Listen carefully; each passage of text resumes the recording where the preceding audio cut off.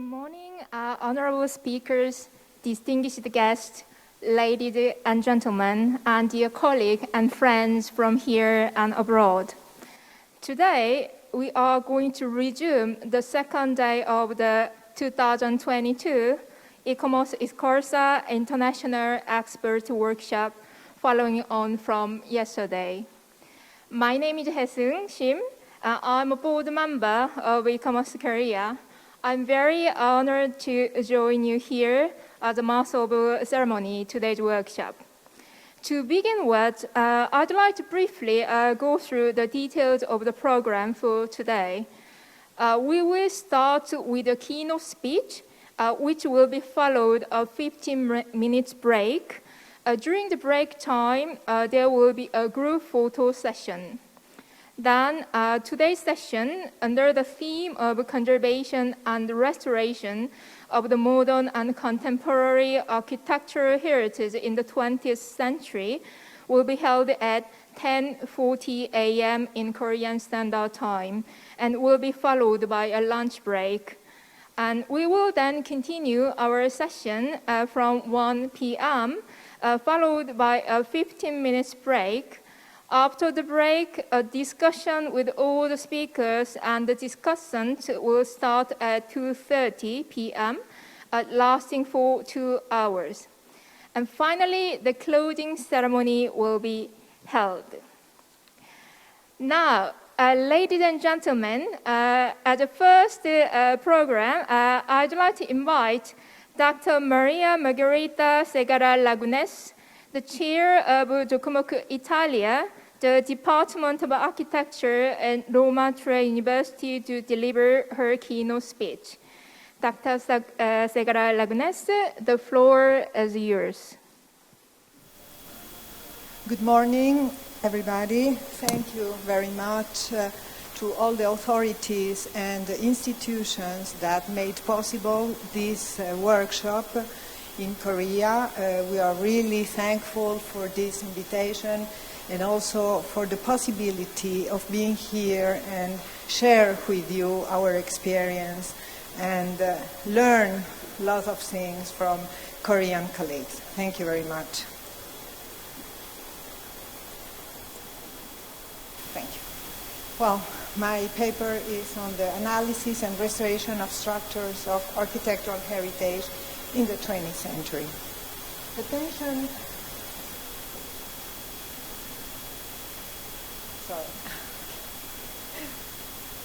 Attention to the architecture of recent periods has only mattered in recent decades. Indeed, the first initiatives to safeguard iconic buildings of the modern movement only began in the last years of the 20th century and were triggered as a reaction to the risk of disappearance of certain emblematic buildings threatened by indifference, lack of maintenance, ideological condemnations, or simply by speculative or property market interests. Today, approximately 30 years after their restoration, many of the buildings that were in danger of radical transformation or destruction in the 1970s stand proudly representing to the world their importance and significance in the history of architecture. However, alongside those indisputed masterpieces of the modern movement, those buildings that do not necessarily fall into the category of extraordinary monuments have not always met the same fate. Nevertheless, they constitute excellent examples of architecture because they were conceived by talented architects who took their work seriously and tried to give their utmost to contribute to the construction of the contemporary city.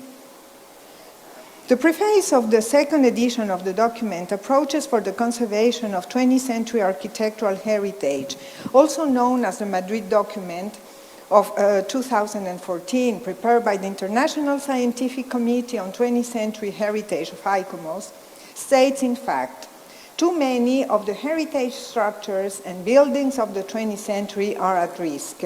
They are threatened by a general lack of appreciation and recognition, and all too often they are pressured by redevelopment or unsympathetic change or simply by neglect.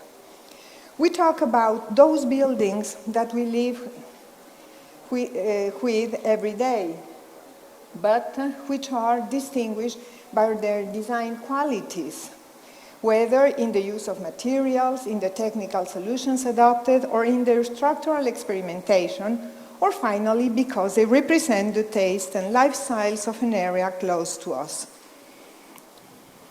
It is, for example, the building with mosaic decorations where our aunt and uncle live, the district post office, where the district post office, the district post office, the office building where the notary receives us, the garage where we park our car, the bridge that we use every day, the station from which we take the train, the city where we live, the market where we do our weekly shopping, the stadium where our favorite team plays, the bathing establishment where we spent our childhood. However, the study of the 20th century architecture, precisely because of its temporal proximity, benefits from a great advantage over the production of previous eras, which consist in the enormous quantity and variety of original documentation available, which makes it possible to delve not only into the conception and design phases of the work, but also in the subsequent transformations. Drawings, structural calculations, photographs, construction details, but also economic documents as well as site photographs and technical reports describe in detail the design choices, but also the variance during construction, the interaction with structural engineers, or the craftsmen and artists who collaborated in the realization of the works. The profusion of those materials and their in-depth study guide in a clearer way the intervention choices, guiding those who work on them to define the best solutions. Another aspect that distinguishes the work of the 20th century architecture is inherent to the physical consistency, the materiality of those objects, and the consequent availability or unavailability of certain constituent materials of the building, the result of experimentation that went hand in hand with the technological progress of the time in which it was built, but which today are impossible to find. Furthermore, those materials were not sufficiently tested, especially to know their duration over time. Many of them suffer almost immediately deterioration, with sometimes even embarrassing results. Consequently, the designer of the restoration intervention will be called upon to find a replacement solution, not any, not random, but capable of achieving the original quality level, design level of the artifact. Nevertheless, the Madrid document recommends for every conservation action, clear policies and guidelines should be established before starting any architectural intervention so as to define the acceptable limits of change. So, how should one intervene to reintegrate, to complete, to replace a degraded part? Again, the document of Madrid advises adequate research, documentation, and analysis on the historic fabric are needed to guide any change or intervention. The integrity of architectural heritage of the 20th century should not be impacted by unsympathetic intervention. This is where the sensitivity of the designer forcibly comes into play, preserving the original parts in the first place, but also, if necessary, adding or redesigning with delicacy, measure, and respect everything that today allows the building to continue to play a social function and a significant role in contemporary society. A theme that is not secondary, indeed perhaps the most significant, when tackling the restoration of a 20th century building is linked to its iconic value and the perfection of its consolidated image through time. An inalienable value transmitted and disseminated through historiography, which significantly conditions the choices made, not admitting the marks of time, which, on the contrary, ennoble and exalt the expressive and aesthetic attributes of the buildings of antiquity. Nothing that demonstrates the passage of time or the factors of decay seems to be accepted in a restored 20th century building. Buildings have often undergone micro-transformations over time that have gradually tarnished their design qualities. But as long as interventions are reversible and epidermal, the issue is not a cause for concern, because, as we know, there is always a viable way that leads back to the origin, without trauma or complexes.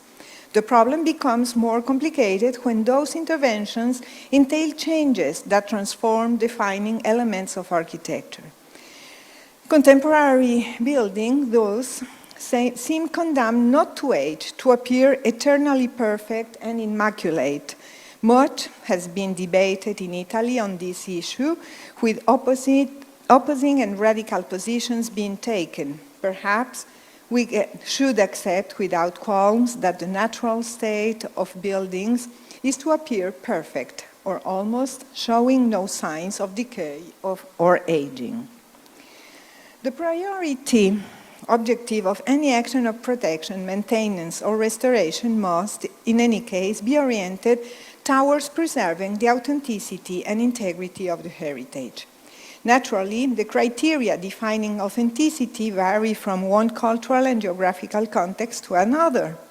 Value and authenticity of architectural heritage cannot be based on fixed criteria because the respect due to all cultures also requires that its physical heritage be considered within the cultural context to which it belongs.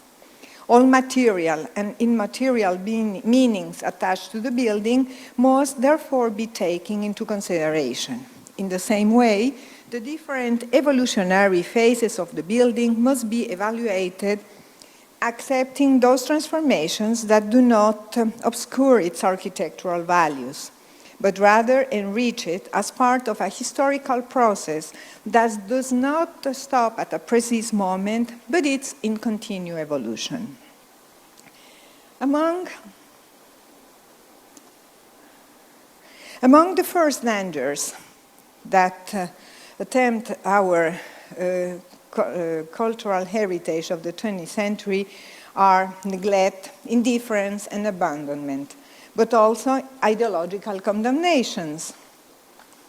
Much more complex appears to be the issue of adaptation to regulation. The application of standardized building codes may need to be flexible, adapted to conserve cultural significance. From the point of view of structural interventions, it is essential to bear in mind that the value of architectural heritage is not only in its appearance, but also in the integrity of all its components as a unique product of the specific building technology of its time. The removal of the inner structures, maintaining only the facades, does not fit the conservation criteria. Some other dangers are also linked to the refusal to face the problem, choosing the simplest path of destruction, or the false idea that demolition and reconstruction is cheaper and sustainable. Destruction also seems to resolve once and for all the problem of periodic and continuous maintenance, or even resolves the problems that have nothing to do with architecture or engineering, like social problems. Or again, a problem that was mentioned several times by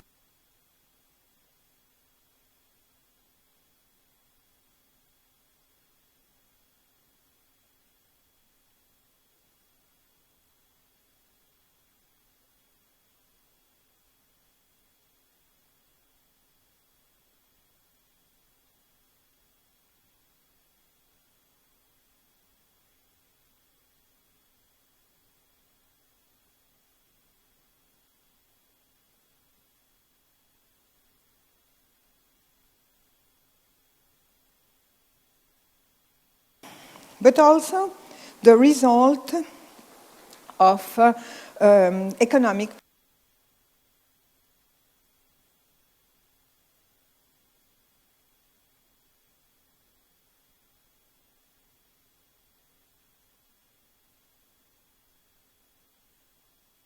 disfigurement of the facade and the basic principles of historical architecture. Worse still, in 20th century architecture, which is based on strict design principles.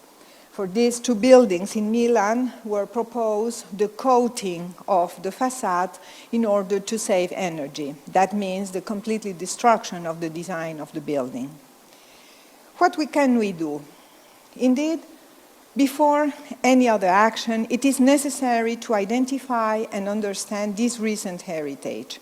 We must therefore study it, recognize its quality, and above all, its peculiarities. Understand what makes it special and distinguishes it from other buildings constructed in the 20th century. Some other actions are the dissemination, that means make people and the public aware of the values of that architecture and those buildings. Also, the awareness raising and campaigns in favor of safeguarding. This is a campaign in order to safeguard some of the Olympic buildings built in 1960s in Rome that are being changing continuously by the Comitato Olimpico. And of course, also through the legislative protection. To conclude, in Italy, the Cultural Heritage Code protects by law public buildings over 70 years, only public buildings. There are also some alternatives for private buildings and some others but it needs to be declared the value of the building before intervening or modifying it. To conclude, some good examples. I will very briefly show some 4 examples that I consider like good examples. The first one regards the conservation plan for Pierluigi Nervi's Flaminio Stadium in Rome, where Docomomo Italia, together with other institutions and university, has developed, thanks to a Getty grant, an in-depth conservation plan for the Flaminio Stadium designed by Pierluigi Nervi in Rome for the 1960s Olympic Games. The building is a remarkable example of different forms of use of concrete, cast in place for the large structural frames, prefabricated elements for the bleachers, and corrugated ferroconcrete slabs made on site on special counterforms for the canopy. It is undoubtedly an exceptional work for its special fusion of form and structure, architecture and engineering, and design and construction. The Flaminio Stadium Conservation Plan is aimed at promoting, supporting, and directing the subsequent recovery projects thanks to the precise knowledge of the construction acquired through an analytic comparative survey between the project and the work in its current state, through the survey and cognitive campaigns carried out with different instruments. It consists, first of all, of the assessment of cultural significance, in which, through the historical documentation preserved, the building and the context in which it stands are described, highlighting its architectural and structural characteristic and its role in relation to the other Olympic venues in the area.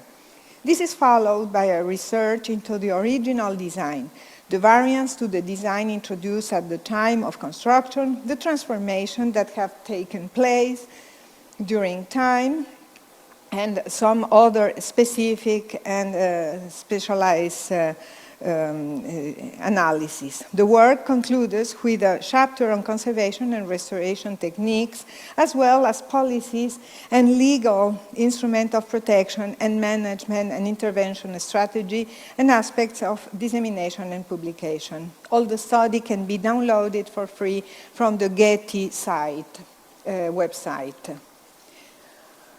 Another example are the guidelines for the recovery of the swimming pool complex of Gaetano Minucci's former Gill building in Monte Sacro in Rome.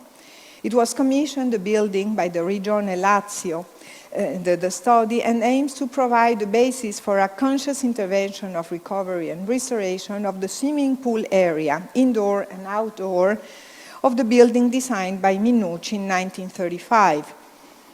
A multifunctional complex dedicated to sports, social, and cultural activities in which Minucci experimented with solutions that combined aspects of modernity and functionality with the expectations of monumentality desired by Mussolini's regime. The result is a building of remarkable sobriety and elegance in which the technical solutions related, for example, to the installations and durability of the materials stand out. Entirely clad with slabs of Carrara marble and characterized by the soaring reinforced concrete diving boards, the pools were abandoned after the Second World War, following the breaking up and assignment of the different parts of the complex to different institutions. Today, having recognized their indisputed architectural value, the Lazio region proposes to recover them in order to give back to the district a new sport complex.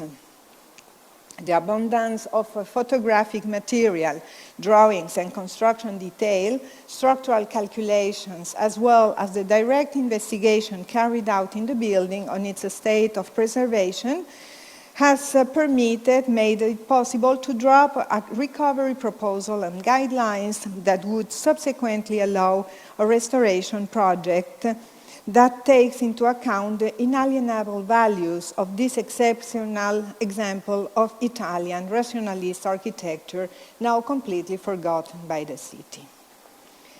The third example, it's a very recent example, is the intervention directed by David Chipperfield in the Neues National Gallery in Berlin. It's an example of great interest in which the requests for regulatory compliance were translated into a patient and scrupulous work of detail, taking the Miesian lemma, less is more, as an unbreakable principle that did not in the least alter the original appearance of the interiors or the exteriors or the large windows designed by the German architect in 1968. As part of the renovation, David Chipperfield architects deconstructed almost the entire shell of the building and stripped back the interiors to the structure. The exterior was restored with glazing replaced and the distinctive steel structure recoated and rewelded. The damaged supporting reinforced complete structure was also repaired. In total, 35,000 individual components were removed from the building, with the majority restored and returned into their original position. Along with the restoration, the renovation has also updated the air-conditioned lighting and security system in the museum. The result is that Chipperfield's intervention is imperceptible, which is a tribute by the British architect to the design genius of the German master. The last example is the church of the Assunta di Lamadacqua in Noci. It's a very small town in southern Italy, and it's a special, very original church designed by Paolo Marconi. He was the professor of restoration, one of the highest figures of restoration in the 20th century in Italy. And he was very young when he designed the church. And this church is an exceptional example of Italian design experimentalism, which combined the influences of the modern movement with the stylistic features of architecture. Transformed over years, abandoned and left to deteriorate and to the wear and tear of its cladding materials, the church had lost a good deal of its distinctive features. In 2011, the patient restoration work began with the safety of the bell tower that threatened to collapse. From there, it was possible to undertake the restoration work preceded by exceptional historical documentary research in various archives. Parallel to the historical research, diagnostic and diagnostic research was carried out with the dynamic characterization of the bell tower structure and with the sclerometric, sonic, and tomographic tests. Careful investigation was also conducted on 20th-century materials. The in-depth knowledge thus made it possible to calibrate the work to exactly what was needed without overwhelming the building with excessive or unnecessary operations. The result has made it possible to return this small masterpiece to the population, proving that careful study of the building rewards in obtaining a convincing result, even when dealing with a building that until recently was forgotten by architectural historiography. Thank you very much.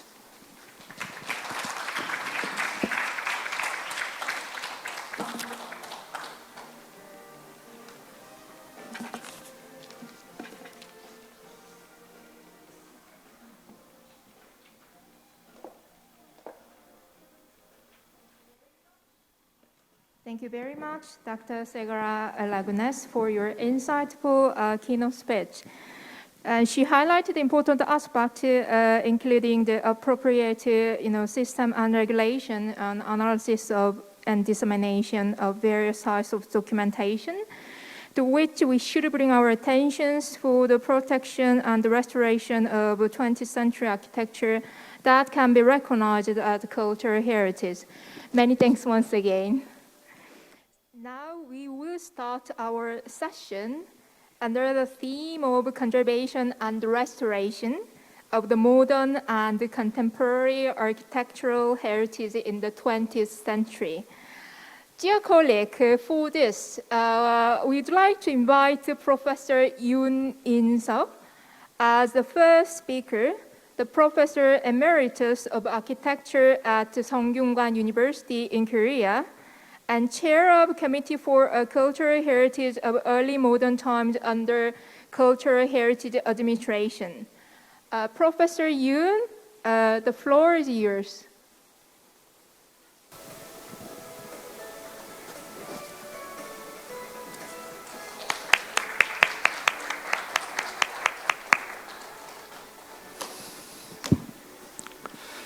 안녕하세요. 윤인석입니다. Good morning. My name is In-seok Yoon. It has been quite a long time for us to stand before in this big audience, so I was nervous, so I had to stop. I had to go to the restroom. Well, I am really pleased and honored to stand before you today.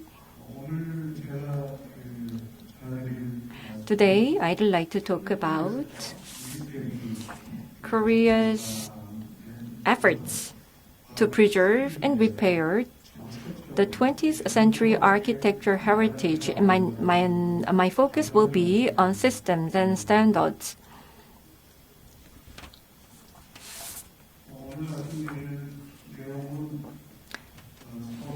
This is the item to be discussed for my presentation. I will talk about the registered cultural heritage system and the impact of that system on the protection of the cultural heritage of early modern times. And I will go over various fields, not just the architecture, but also other movable fields where the registered cultural heritages are present. And I will also talk about the standard specification, which was led by the government. And I will also talk about some areas for improvement in the registered cultural heritage system. And I will share the recommendations for the preservation and management of the cultural heritage of early modern times. You can see some number in red. And that's because after I shared my paper, I realized that the numbering was wrong in my paper, but I think the paper distributed in the handbook has the right numbering, so that's why I wanted to identify it. So in the early modern days,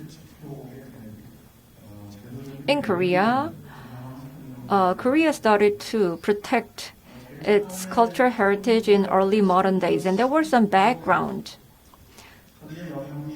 December 1980, there was a project called Survey on Western Style Architecture in the Dawn of Early Modern Era, and that was done by the Bureau of the Cultural Heritage.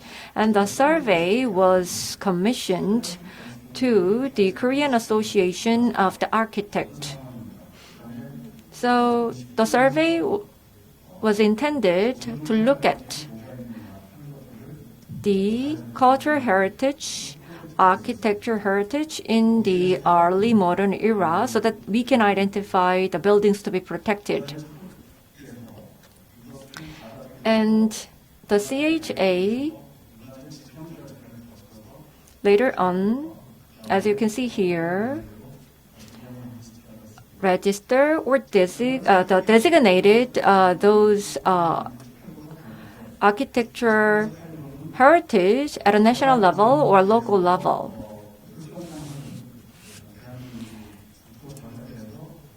And that was the time when Korea was experiencing a lot of construction work going on. So therefore, many buildings were demolished because new buildings can be built only when the old buildings were demolished.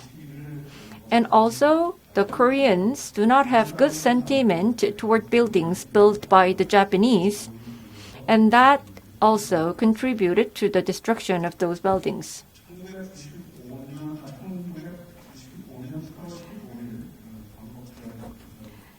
On the Independence Day in 1995,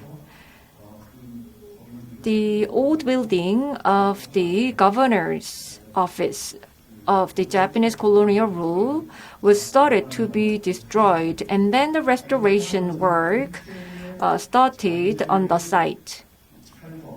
And that was to remove the remnant from the Japanese colonial rule.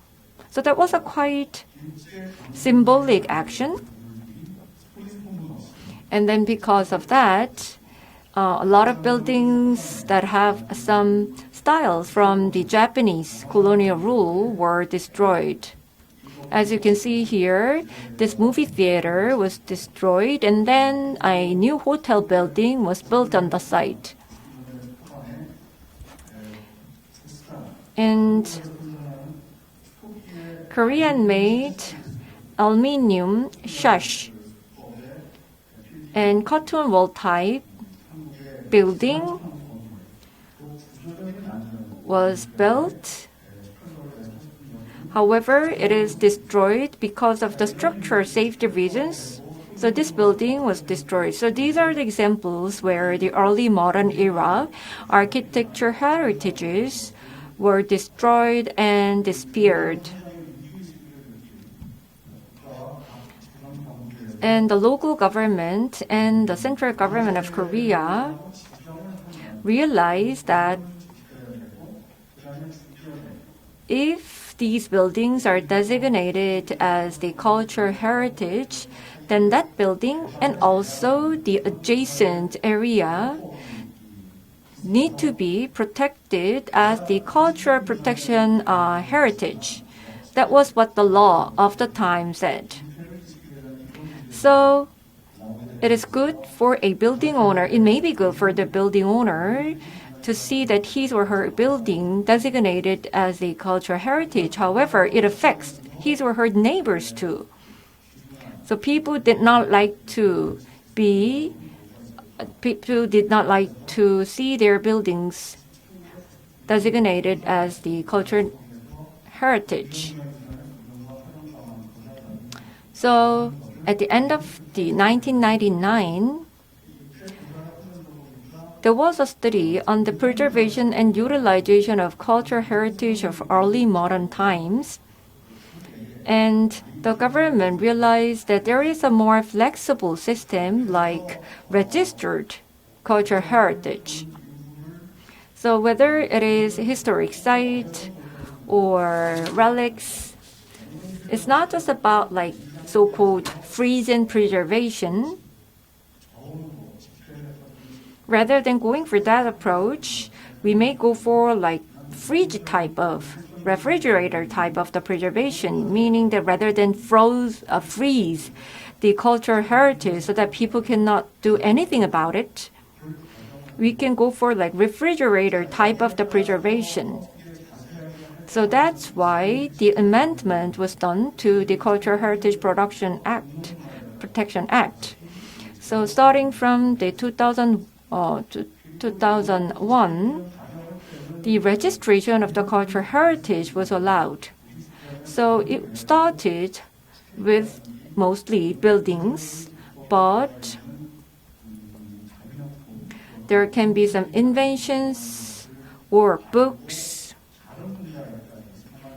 that can be treated as heritage. So the scope has been expanded to the living cultural assets and movable cultural heritage, and that was 2005. So this year, as of June this year, 944 cultural heritages are registered, and these includes buildings and movable cultural heritage. And with the registration system, there were some impacts.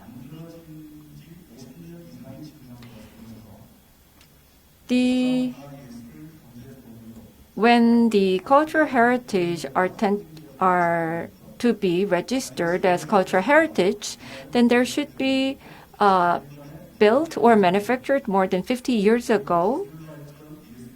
And the items of commemorative or symbolic value in the areas of history, culture, and others, and items that have become the historical cultural background, and technological advances or artistic history that have important value, these things need to be considered in registering the items as the cultural heritage.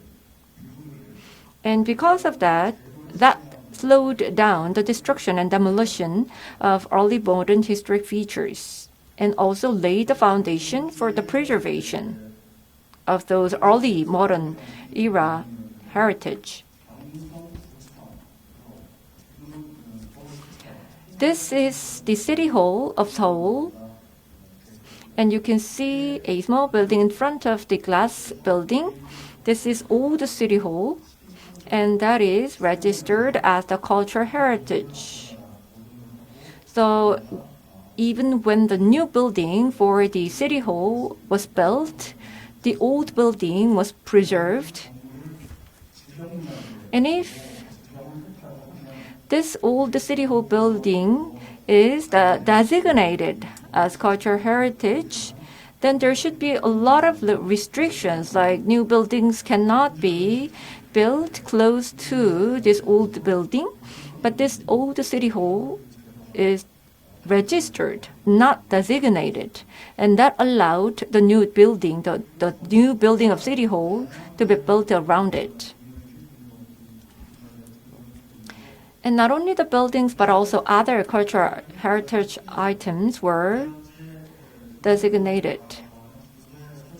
And the Modern Cultural Heritage Division of the CHA is in charge of registration. And there are many subcommittee members. So they do the survey and they review whether the cultural heritage needs to be registered or not. Architecture, manufacturing, technology, industry, customs, history, bibliography, religion. And in Korea there are many religions. So Catholic and Protestant and other types of the religions were all included in this subcommittee. So the different domains experts are being collected and utilized. And as you can see here, the different sectors are studied in order to understand what kind of things were established and introduced in the early modern days and remain in current days. And this is the list of references. Every year, CHA produced a report. As you can see here, you can refer to these references for your information.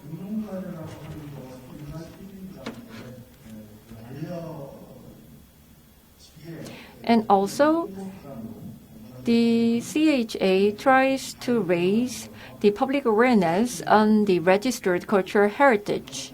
So this is one of the material that was published like 10 years ago. And this material is shared through the local government offices and district offices so that people can understand what registered cultural heritage is.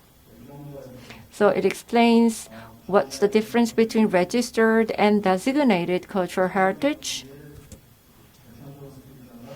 And here in this picture, there was a courthouse during the Japanese colonial rule and become the provincial government office after liberation.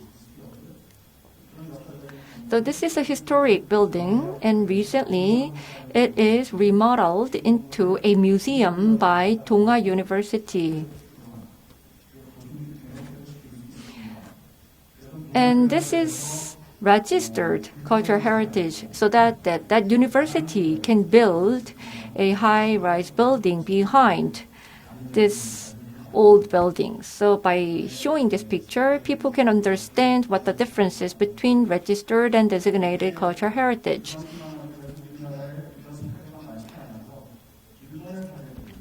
And we also share some examples from Japan because when this material was first published, we did not have many examples to share. So we also shared what can be done by showing other countries' example. And what types of the heritage can be registered. As you can see here, like even the industrial facilities and stone wall in small village, and the Korean national flag, which has a significance in relation to the independence movement. So there are so many different types that can be registered cultural heritage. The early modern buildings, when they need to be repaired, they require different technology and techniques compared to the wooden structure. So the cases of repairing early modern buildings were collected, and also the standard specification was published. And as I shared, the material or the guide to registered cultural heritage was published so that the public can have better understanding. And the report on the improvement of the repair system was also commissioned, and the report was published. So about 600 cultural heritage in the early modern era were focused for their maintenance and management and preservation. And although there are many different areas in cultural heritage, the criteria for registration, particularly for the architecture or the buildings, was clearly defined in 2016. So for example, the magazines need to be, magazines can be registered if they meet this and that criteria. And here, you can see for buildings, for historic value, they need to have some value or significance to the historic event or location and person. And there should be some artistic value. So if the style shows a very good harmony between the traditional style and early modern style, and also the academic value. If it has a scarcity as a value, or if it has a significant value as a historic document. And there is also technical value, like bricks, cement, metal, and glass, and other early modern materials are used, which are not found from the traditional buildings, and they are well preserved, and truss concrete and bricks. So the modern technologies were used. And the cooling and heating and other systems are very modern. And what is important here is that they need to be well preserved.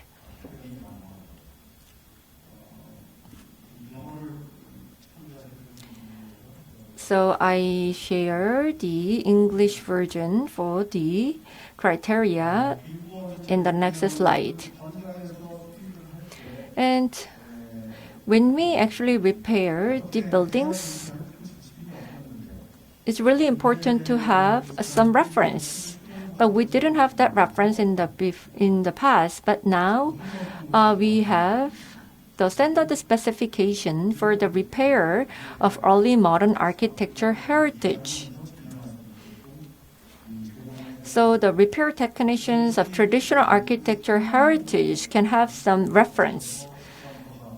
So CHA published this standard specification following a 3-year research, and you can download it from the CHA homepage. And as the early modern era cultural heritage become the architecture heritage, they need to be repaired and they need to be restored.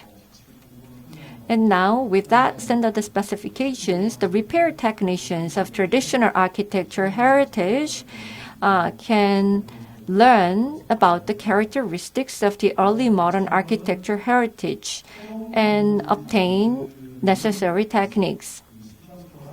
This is the content of that standard specification. The content itself is not that different from the traditional architecture. However, the details are, of course, different. And unlike the standard specification for general buildings, there is one chapter called restoration or the preservation treatment. So it has been more than 20 years that we have the registered cultural heritage system. And I think there may be some areas for further improvement. So far, the system focused on the preservation of the exterior. However, the components or techniques, space, arrangement within the building are also important heritage, and therefore we need to have some foundation to preserve them too. So from the beginning, meaning that when the heritage is registered, it should be more clear what part need to be preserved. And the number of the registered cultural heritage is growing. And I think the support from the government in terms of financial support for the restoration or repair contributed to a certain degree.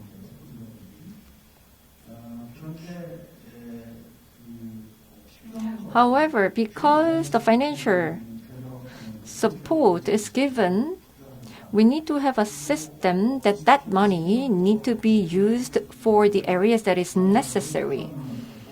And the registration need to be distinguished at the national level and at the local level.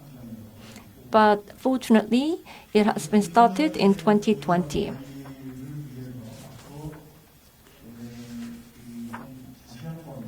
I think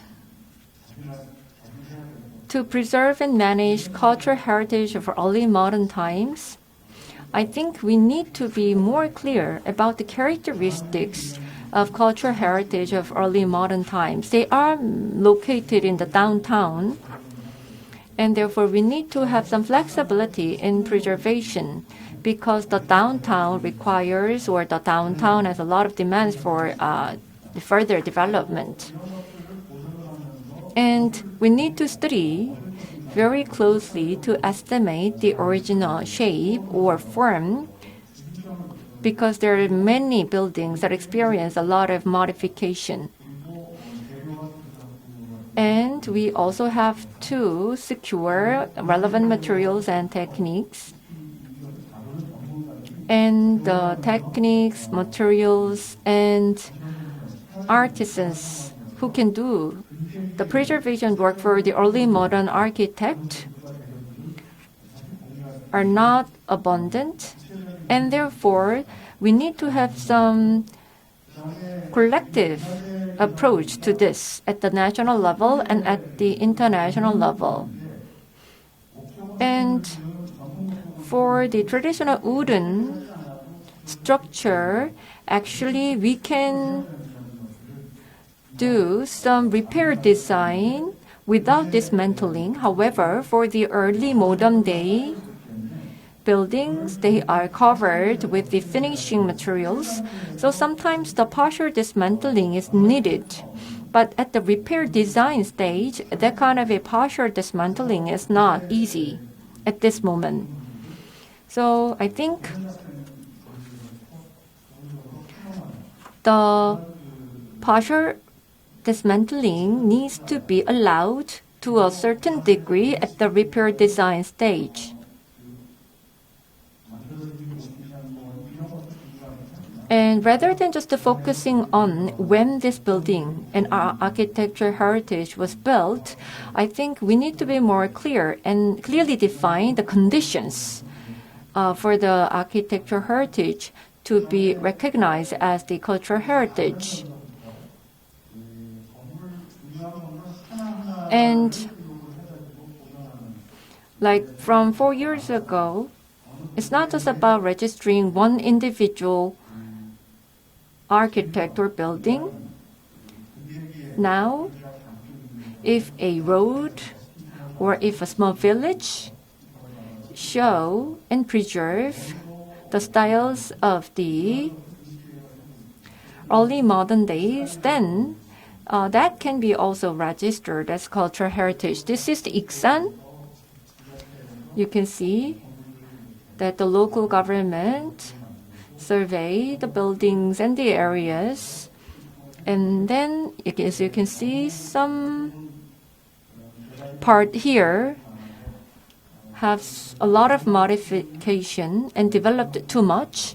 So the CHA decided this part only can be registered. So this is the area. This is Old Town.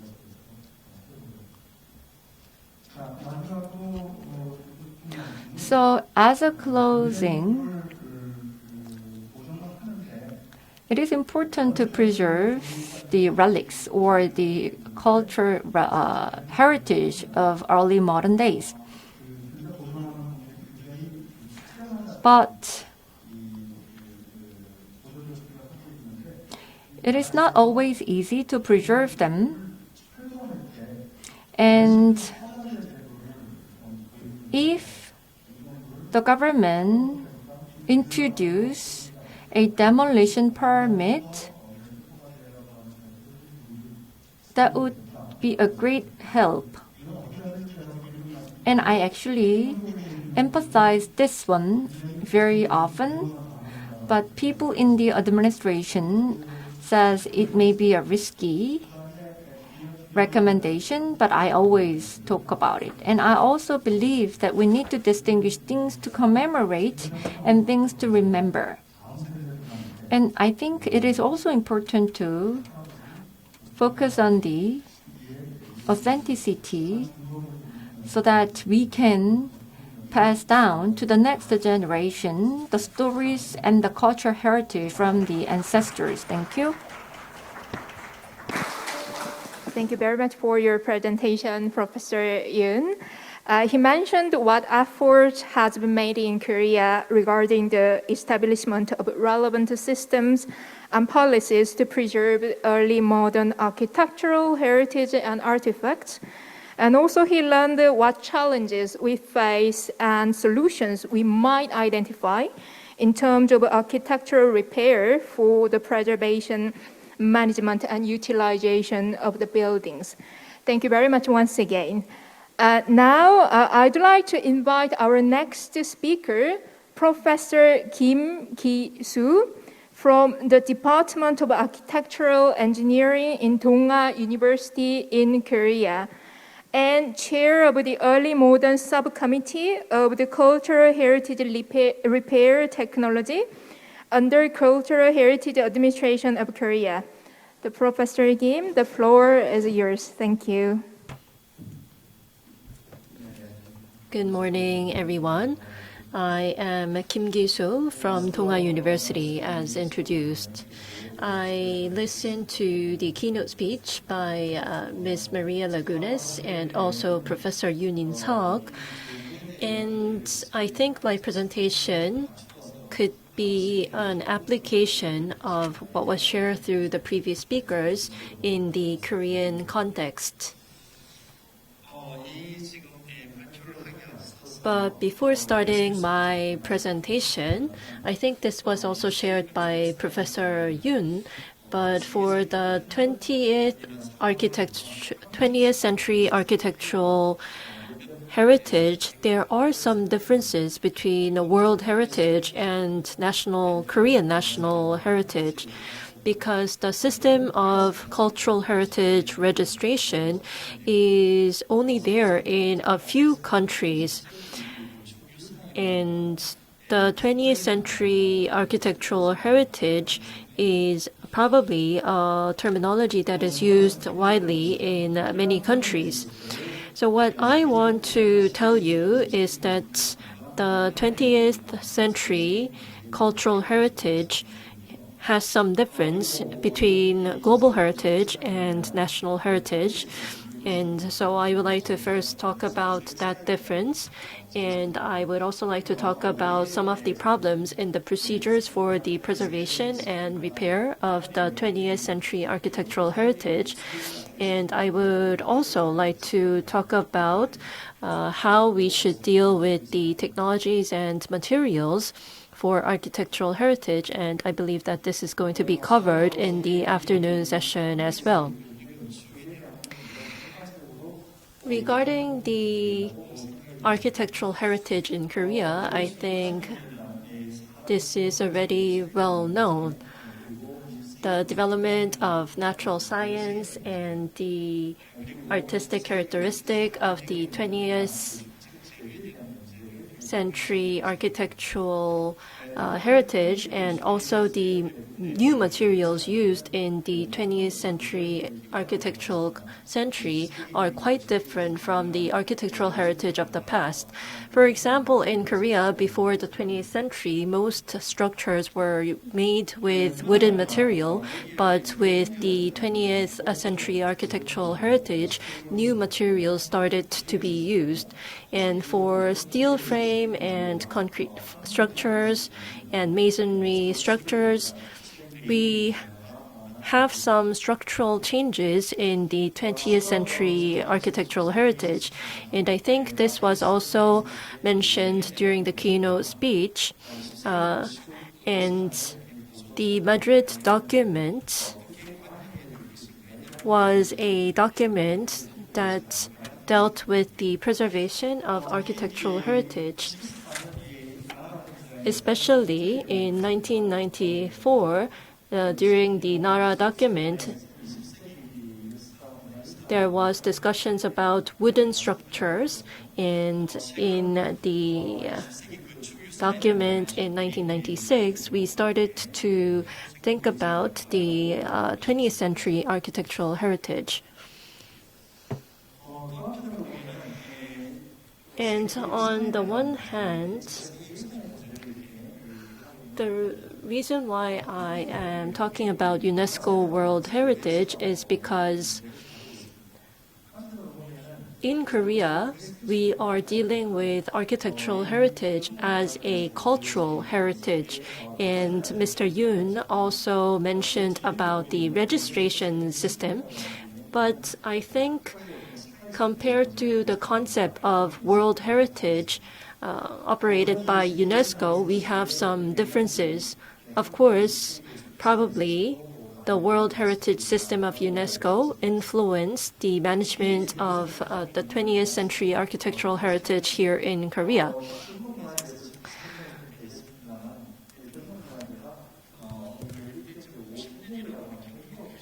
So for registered cultural heritage, there is a 50-year criteria, but this is a criteria that may be different by nation. For Korea, it's 50 years, but in India, it's 100 years. And in some other European countries, they don't have this concept. So I think we can summarize the changes in the architectural structure in the 20th century in two ways. First, I want to talk about the characteristics of the 20th century Korean architecture. And one notable thing is that the architecture in the 20th century in Korea was influenced by the Japanese colonial rule. And also, these architecture influenced by the Japanese colonial rule is designated as cultural heritage by the government. And around 1950s, during the Korean War, and after the Korean War, the Korean economy started to grow fast. And with the growth of the economy, new architectural technologies and techniques started to flow into Korea. And we are seeing the application of these new technologies. And we have the act to protect architectural heritage. We first have the Cultural Heritage Protection Act, and we are categorizing national cultural heritage into a few groups: historic sites, national folklore, cultural heritage, and registered cultural heritage. And as you can see, we have different categories such as national treasure and treasures and so on. And the Cultural Heritage Protection Act is dealing with all these types of cultural heritage.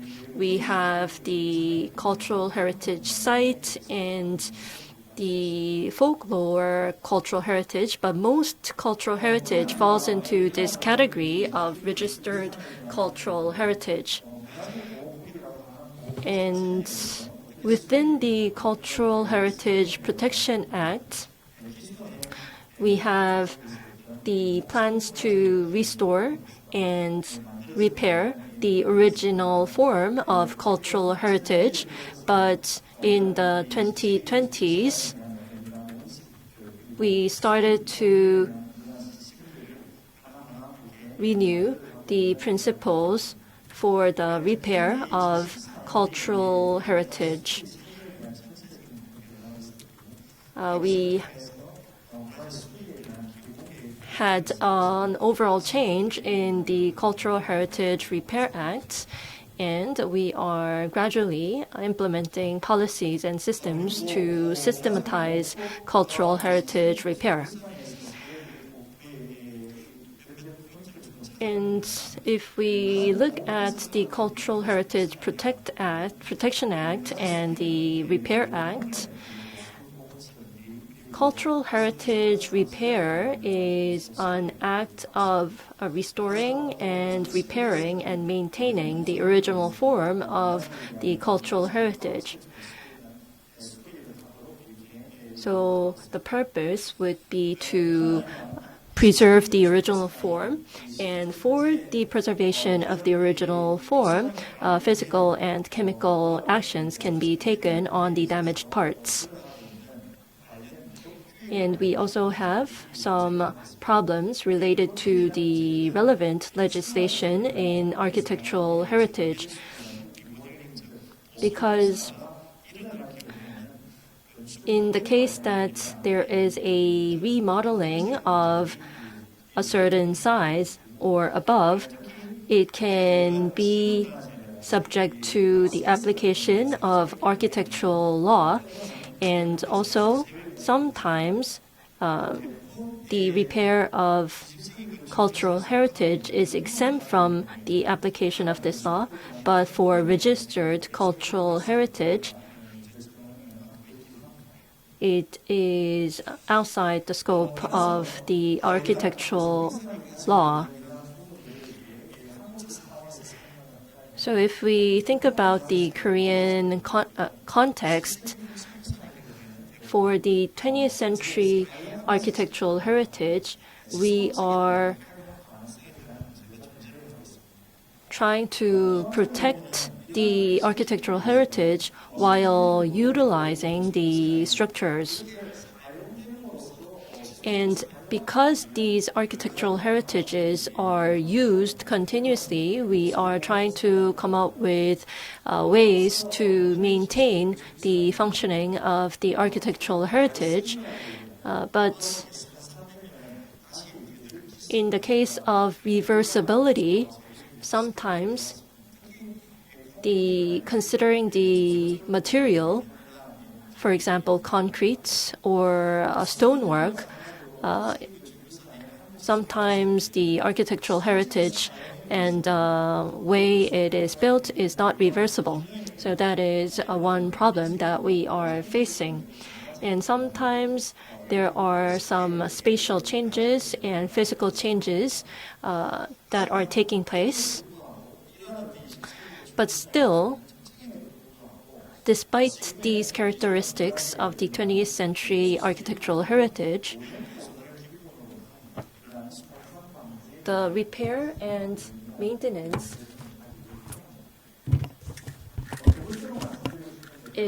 of the architectural heritage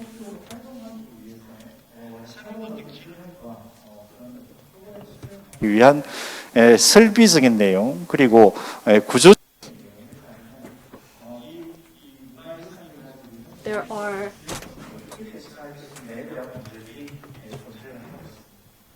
the problem of dealing with the structural reinforcements and equipment changes for continued utilization.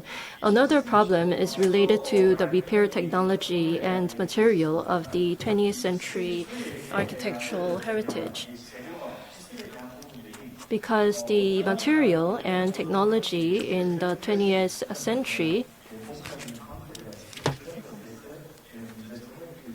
sometimes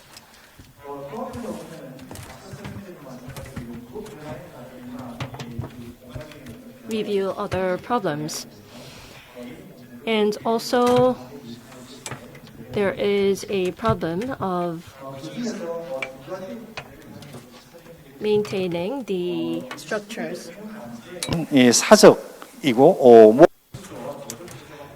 The wooden structure and the stone structure are used in this presidential building, and the UNESCO building is another case, but this one is built during the Japanese colonial rule, and it uses a concrete frame.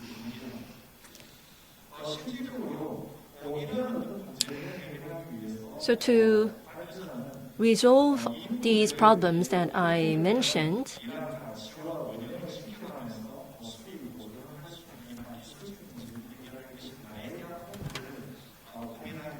to think about how to resolve these problems of maintaining integrity and authenticity, I think that we have to first conduct research on the history of the building.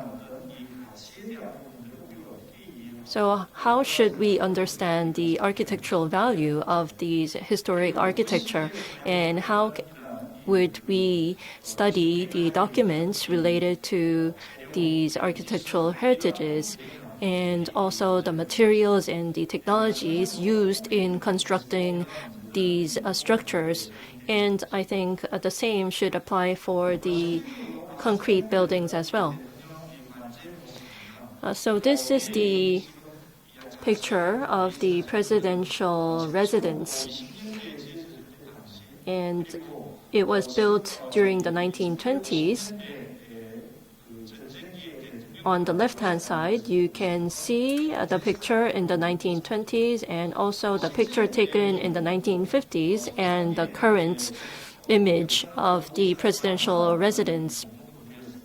So it was a public building at first, and there was a Korean War in the middle, and after the Korean War it was used as a presidential residence, and now it's used as a residence for the governor of Gyeongsang-namdo province.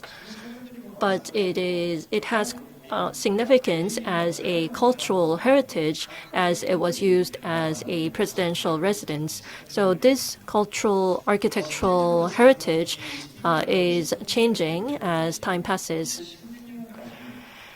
So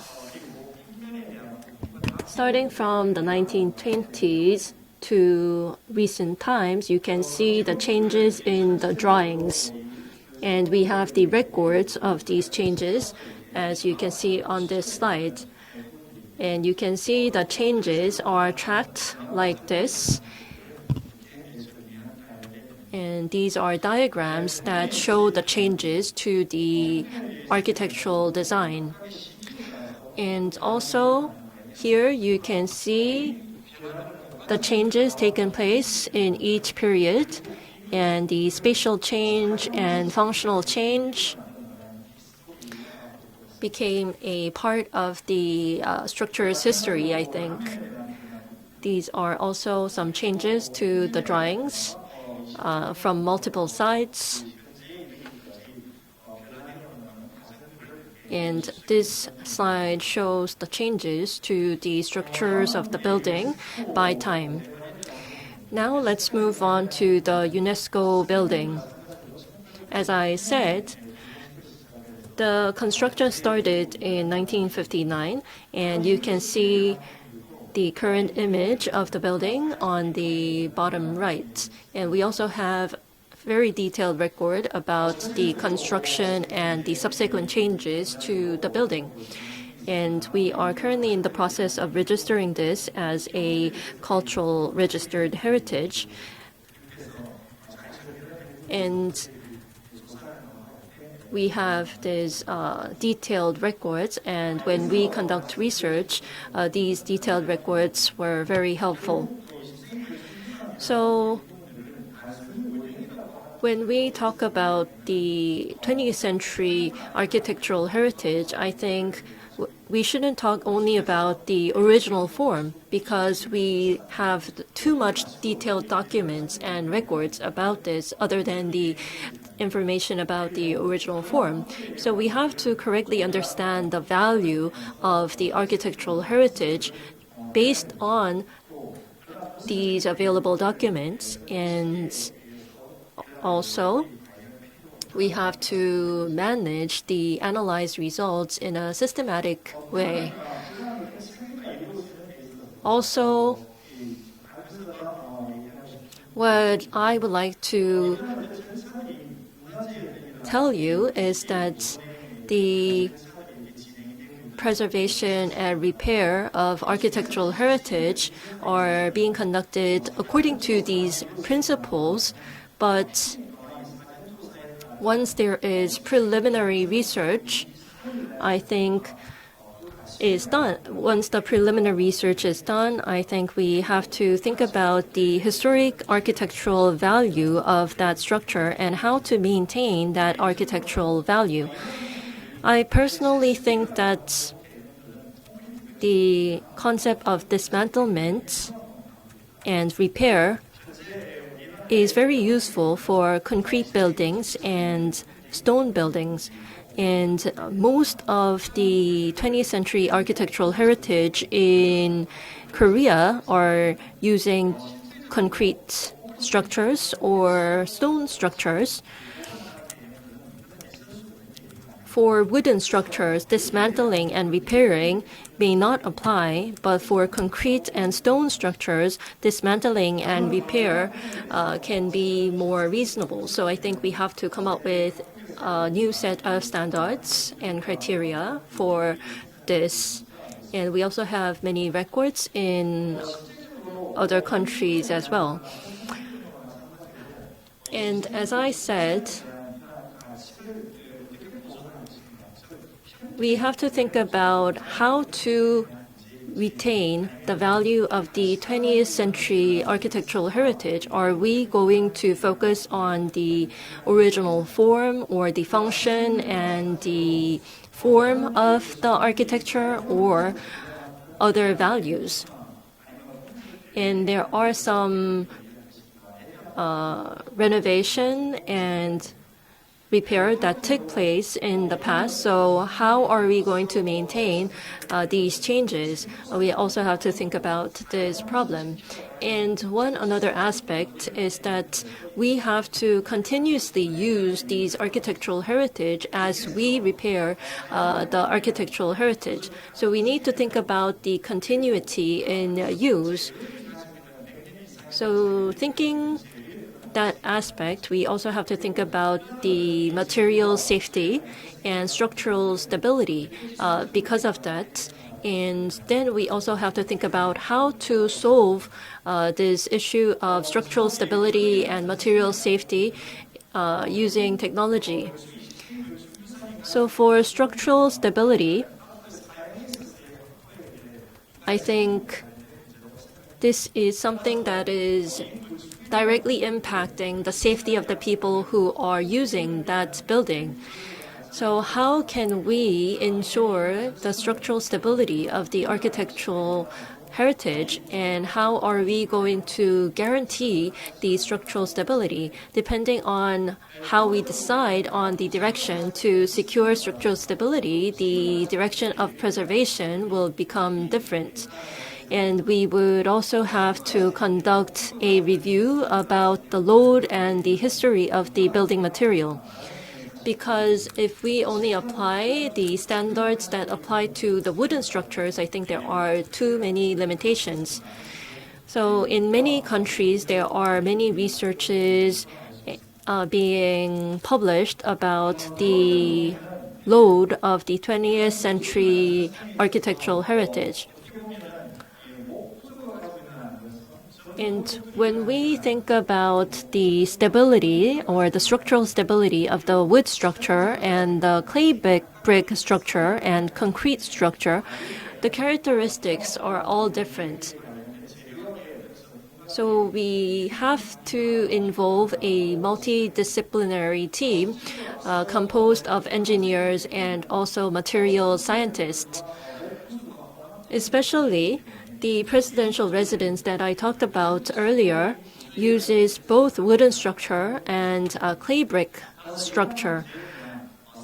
So it requires a new guideline to preserve these kinds of 20th century architectural heritage. In addition, in producing these materials and architecture, we have to think about the changes in technology. Here, I am showing you some of the changes in clay technology in China, Japan, and Europe. There are some technological changes in clay technology, and there are the characteristics of the architecture and the material component of the architecture that have to be considered. And other than this, for clay bricks, the manufacturing and production of clay bricks and the components of the clay all impact the material safety. So we also need to conduct a review on this to ensure material safety. We also have to secure technical documents about this aspect, but securing it is not easy and it's a challenge. So the same can be also true for cement and concrete structures. During the Japanese colonial rule, we underwent many changes, and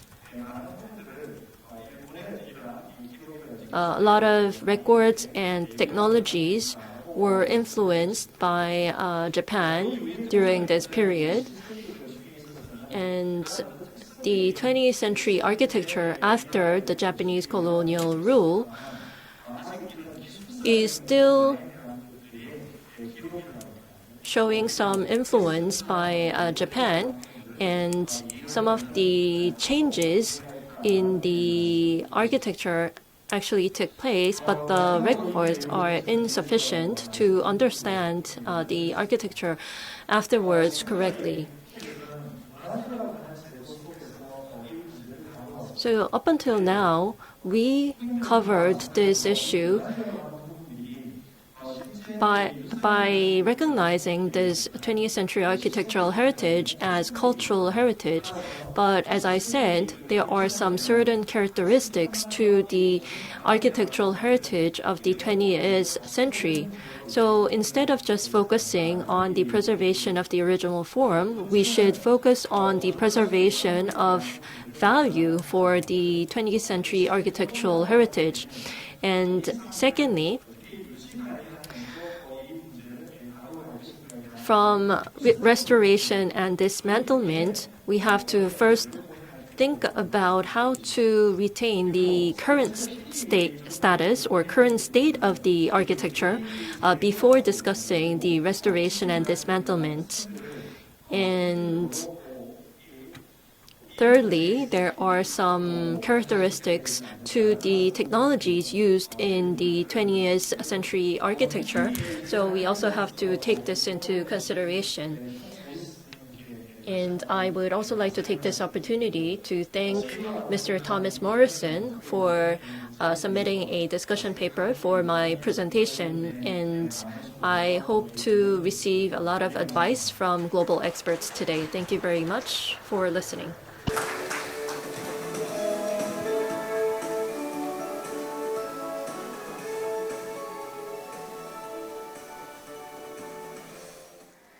Thank you very much for your presentation, Professor Kim. He highlighted the characteristics of 20th buildings within the Korean context, and also what factors in relation to the applicable procedures, technologies, and materials need to be considered when attempting to restore a 20th century architectural buildings. Thank you once again. Before ending the first part of the session, I have a brief announcement. We will have a lunch break from now on, and then start the afternoon session at 1 p.m. The lunch will be served here in this meeting room. So please be seated here, and then our colleague will prepare the lunch boxes. Thank you very much. Thank you.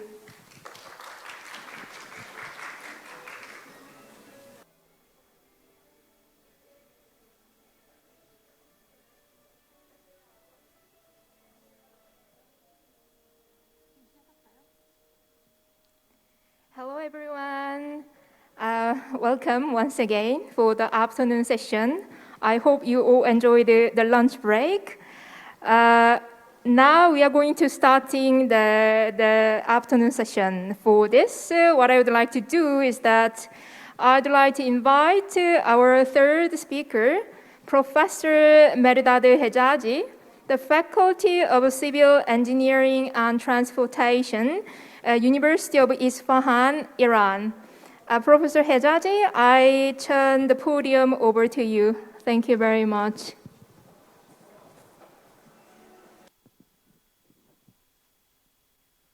Ladies and gentlemen, the organizers and the audience, I should thank very much for the organizers of the workshop to provide such opportunity for me and our colleagues to discuss the issues. What I'm going to talk about is about masonry structures. And as you know, because we do not have so many masonry structures in recent years, I have to focus on the structures which were made in late 19th centuries and in early 20th century. My approach is different from the approach of the two next speakers. I try to give some quick examples of buildings in different countries to show whether we have some common rules in many countries or not. And the other thing is to see whether ISCARSAH recommendation is available is applicable or not. The main problems that you can find in masonry buildings could be categorized in many different aspects. One aspect is cracking of the masonry, bulging due to water seepage, defection of beams, out-of-plumbness of walls, deterioration of material, and so on.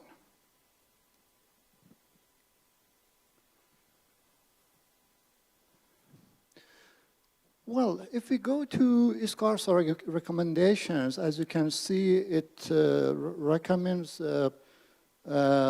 multidisciplinary approaches and respect for authenticity, comprehensive documentation, extensive diagnosis based on qualitative and quantitative approaches, determination of causes of damage, safety, evaluation, minimum intervention, reversibility, material compatibility, and monitoring. And then we'll see whether in different countries they use the same approach or not. Let's go to China, to Tianzihao colony.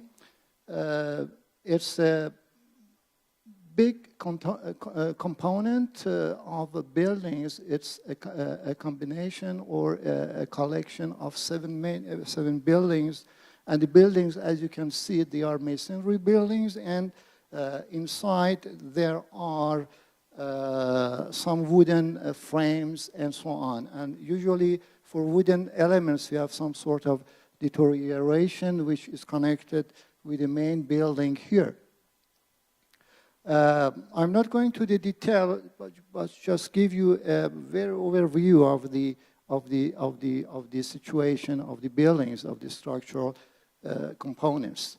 One main component, which is load bearing, is the wall, as you can see, and here it's an example of a wall which includes different parts of bricks, and therefore each section might have might need different measure.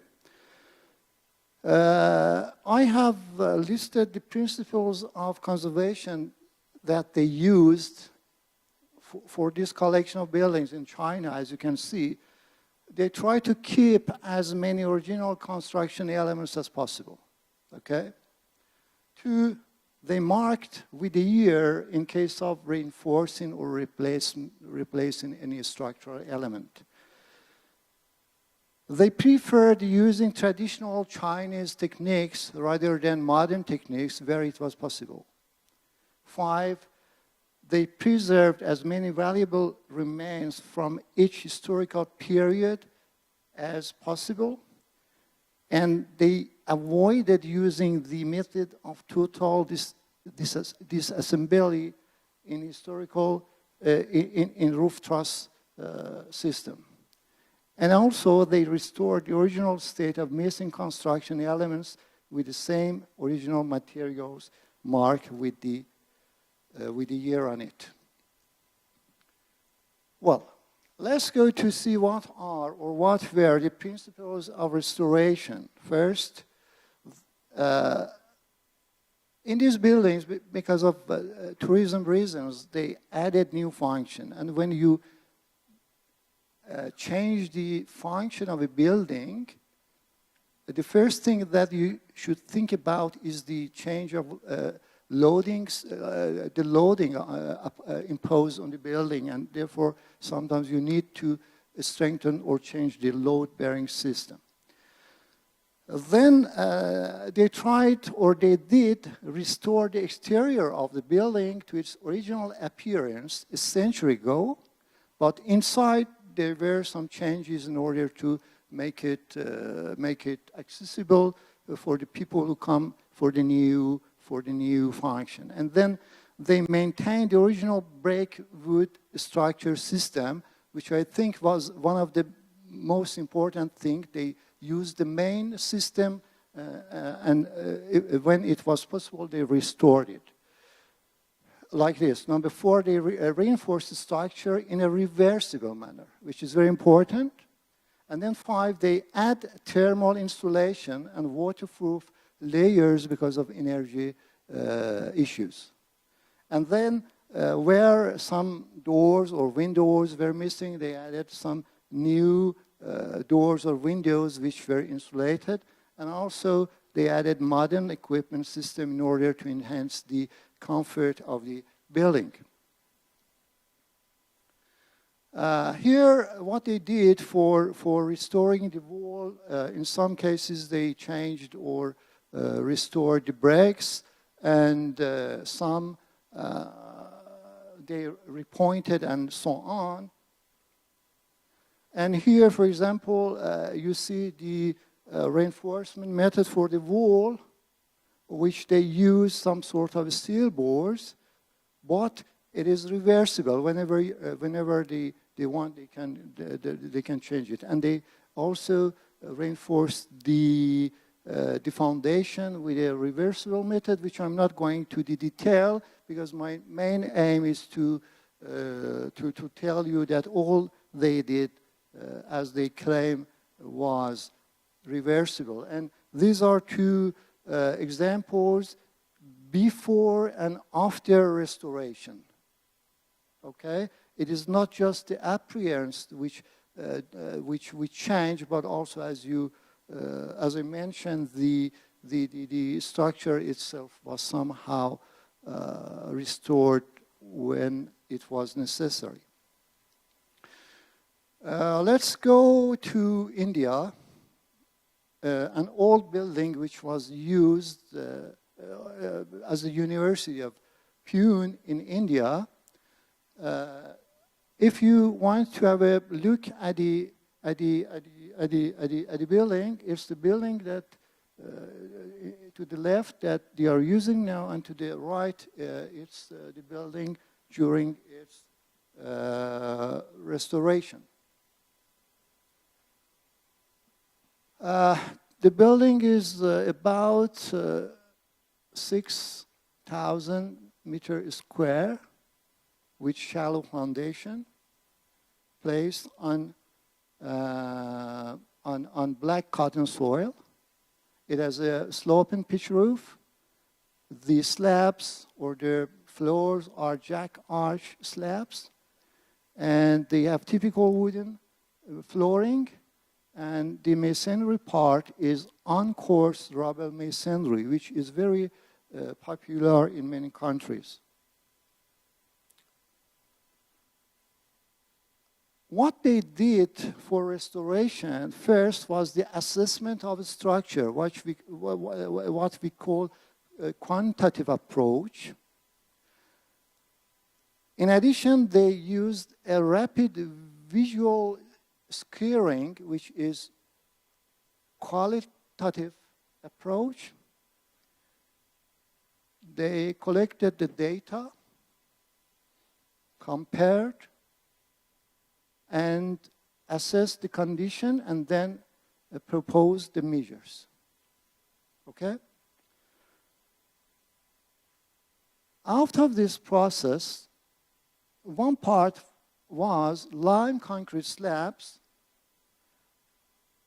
Before the restoration, there was no bracing between steel sections in order to prevent lateral movement.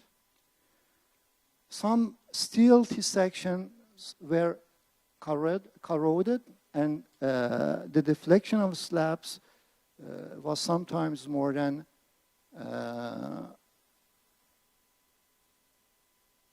30 centimeters, not millimeter, 30 centimeters. What they did was, the old slab was replaced, you see, replaced. Maybe they have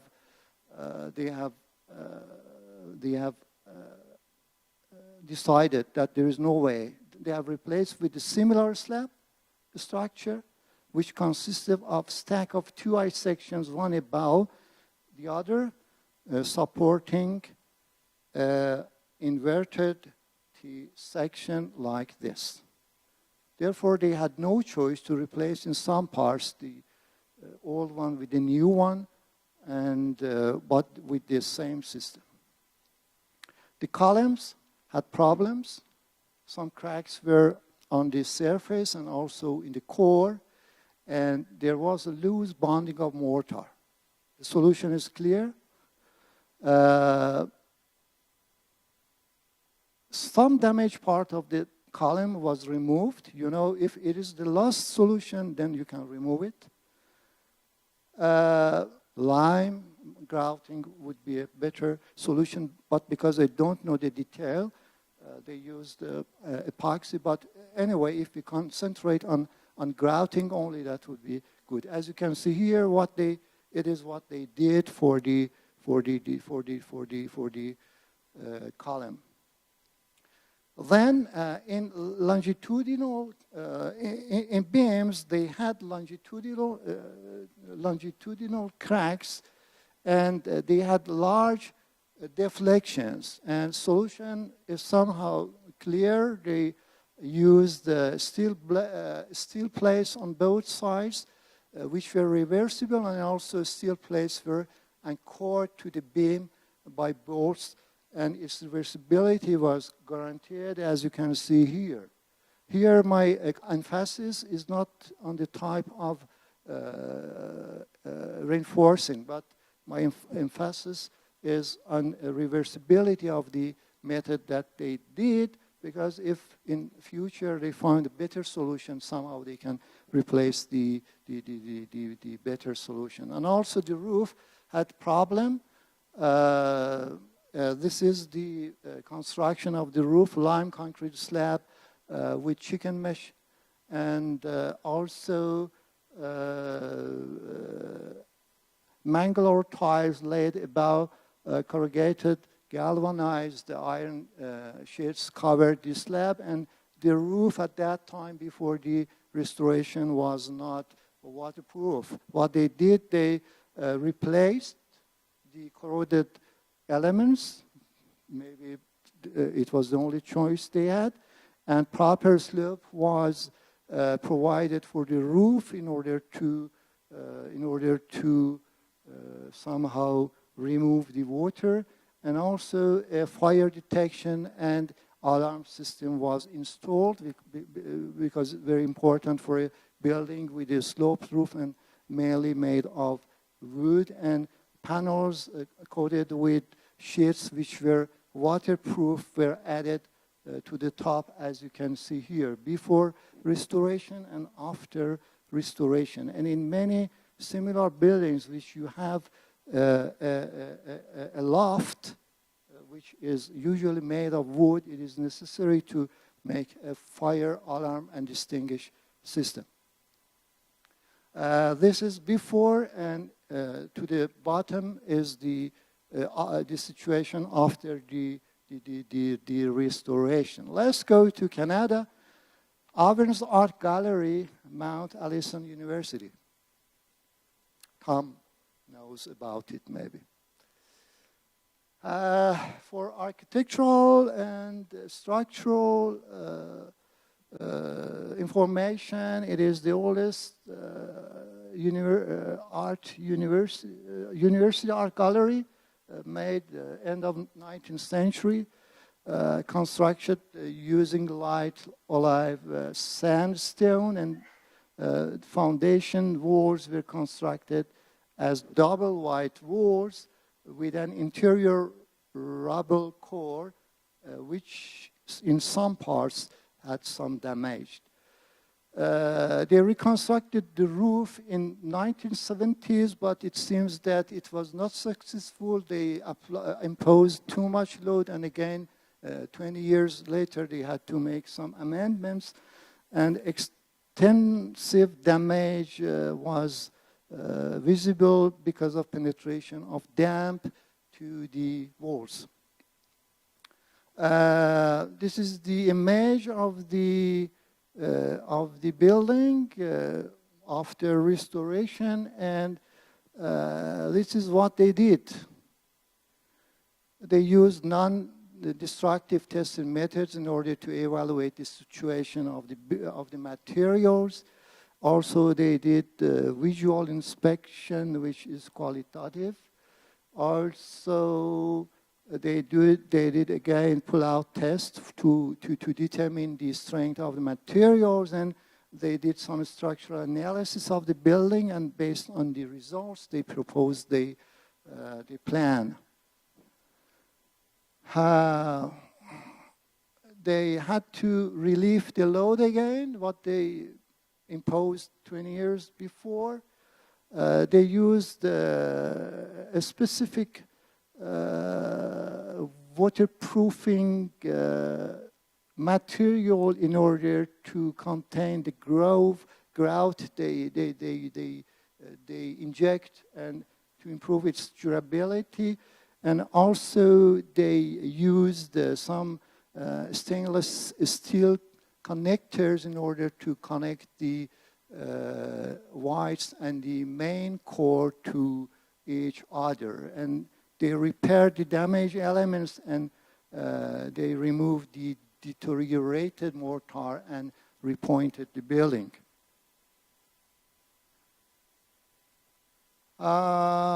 They used, actually they designed some sort of grouting which was made of cement. I'm not sure cement was the best or not. It might maybe a better material could be. But anyway, it's good that they designed it and they grouted with it, and this is what they did. Fiber optic inspection, impact echo testing, washing inside, and then pumping the grouting and so on. The main question here, whether the grouting made of cement is good or not. Tom says no, before and after restoration. Okay? Let's go to Poland. The post-industrial buildings in Łódź. It's a famous area, and so many buildings were somehow restored. As you can see, it's a typical structural system of the building. Here you have masonry walls, and then you have jack arch floors, and at the top you have wooden floors somehow, and at the top again you have a loft. It's a typical. Let's go to the first one. Is a company Poznański spinning mill, which is now changed into Andel's Hotel. And here, as you can see, it's the pool which has been added to the building. What they did, first they went for cast iron girders of the factory. You see the building many years ago, and now after restoration. Let me go here. I'm not going to details. What they did and was good, they did some laboratory tests, as you can see here, in order to evaluate the situation of the girders, and also some of the girders were corroded. Some cast iron beams were kept as they were, but they replaced some of them with new steel beams, and this is the situation. Again, probably it has been the only choice they had to replace it. And if you go inside, you see inside the old structure, but here some of the beams are new beams. And also here, it seems that they have used additional structure inside in order to carry additional loads and help the main building to withstand. Now we go to another building in the same area, which is the tenement house of Birnbaum before old times and now after restoration. Here, the roof or the ceiling is made of wood. But because they wanted to add load, as you can see here, they had to increase the stiffness of the floor. And what they did was add in some composite layer, some concrete, reinforced concrete layer on the beam and connect them together. And at the moment, they have a composite timber and concrete situation. Again, there's a question. First, was it needed to increase the load because of function? If not, therefore they didn't have to do that. But anyway, this is a situation that what they did. Okay, as you can see, they strengthened and also they used acoustic insulation. As you know, if the floor is wood, sometimes there is the transmission of sound and also heat between two sides. Let's go back to Iran, which is my last case. My country, Paulo has visited this building. It was a leather factory constructed in 1933. It's a huge one, and most of and now it is used as a university. One of them was strengthened because the function was changed and classes and people were supposed to study there. In 1997 they decided to change the function. This is the type of the roof it has. It is again jack arch floor, and the load bearing system are masonry walls around and inside. What they did field studies and in situ test. They did a qualitative assessment of the structure. They had to strengthen some parts of the building, and they confined some masonry piers by steel strips, and also they connected the steel beams on the top, and also they did repointing wherever it was necessary. This is the restoration process, and this is the outcome. As you can see here, these are the beams, and these are connected by bracing, as you can see here, and also some piers were strengthened with steel bracing. How this works is unclear to me, but anyway, we hope that it is good. Okay, I get one minute more time if it is possible,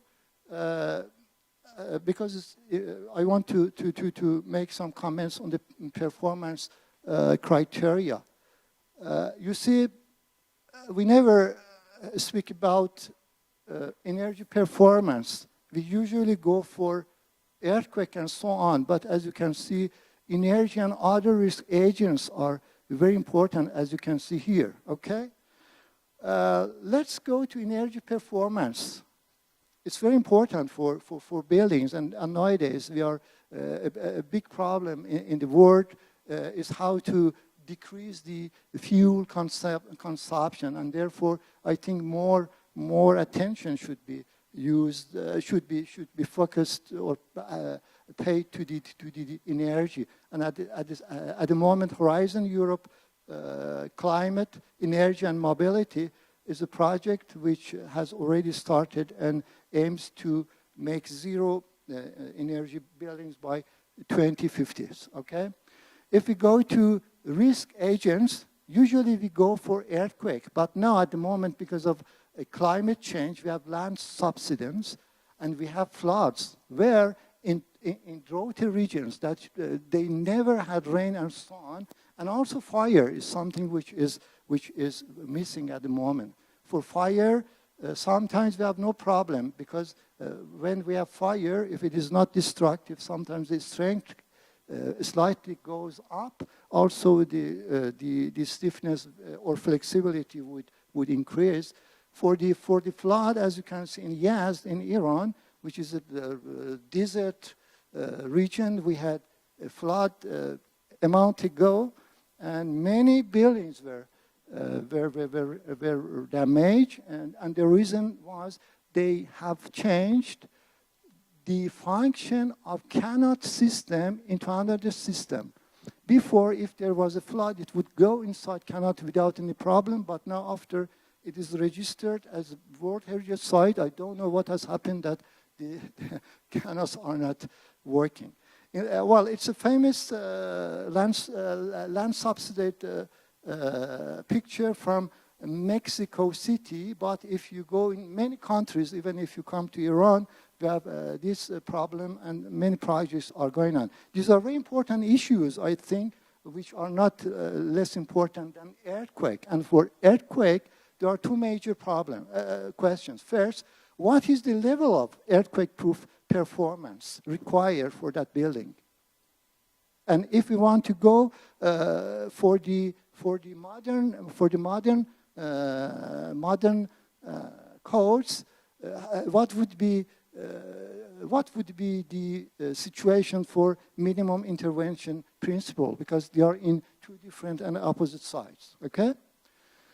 Well, I think ISCARSAH recommendations has answer to this. Each case is a different case, and different solutions should be devised for. Any intervention must be minimize its impact on the heritage values, and in some cases, the protection of heritage values may require of acceptance of a performance level lower what normal codes say. And as what Pere Roca said, parallel measures should be adapted, such as restricted uses, provision of alternative escape routes in order to solve the problem. I thank you very much and hope you have enjoyed my talk.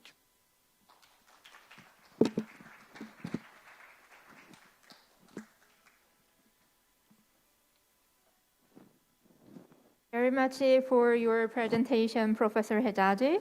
He brought various case studies on interdisciplinary conservation and restoration methods for modern and contemporary architectural heritage, with focus on their masonry structure, in particular preventive measures and their corresponding principles. Now I would like to invite our fourth speaker, Professor Paulo Lourenco, Department of Civil Engineering and University of Minho, Portugal. Professor Lourenco, the floor is yours.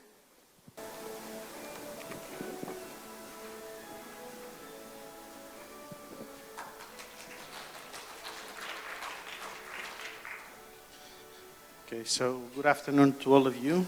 I'll be showing you a few case studies that I have worked on reinforced concrete structures with cultural value. I will start with something a little bit different as an introduction. And so I'm a structural engineer. And I think what we've been talking a lot, even though maybe not very clear sometimes, is how to manage risk. what we try to do from the point of view of engineering is to combine these three quantities that you see there. One is the hazard, the other is the vulnerability, and the other is the exposure. And we talked about possibilities to reduce exposure. Normally it's very difficult, for example, to use the building with less people, to move the movable heritage outside. Also, it's very difficult to change the hazard. It may be possible, for example, for fire hazard, but for many hazards it's difficult. And so from an engineering perspective, mostly, if you'd like to manage and reduce risk, you have to reduce the part in the center, which is to lower the vulnerability, and automatically you lower the risk. So this is what I'll be talking a little bit about today. Also, in this perspective of risk, which is, I think, it's a hot issue today in modern societies, how to manage risk, we have many problems. Problem one is that the cost of disasters are increasing so much that we cannot pay it as a society. When you have big losses, this is one of the greatest losses ever, it means we all pay it as taxpayers. So it comes all from our pocket. And this means that risk is incorrectly managed. As it was said before, earthquakes are a big issue.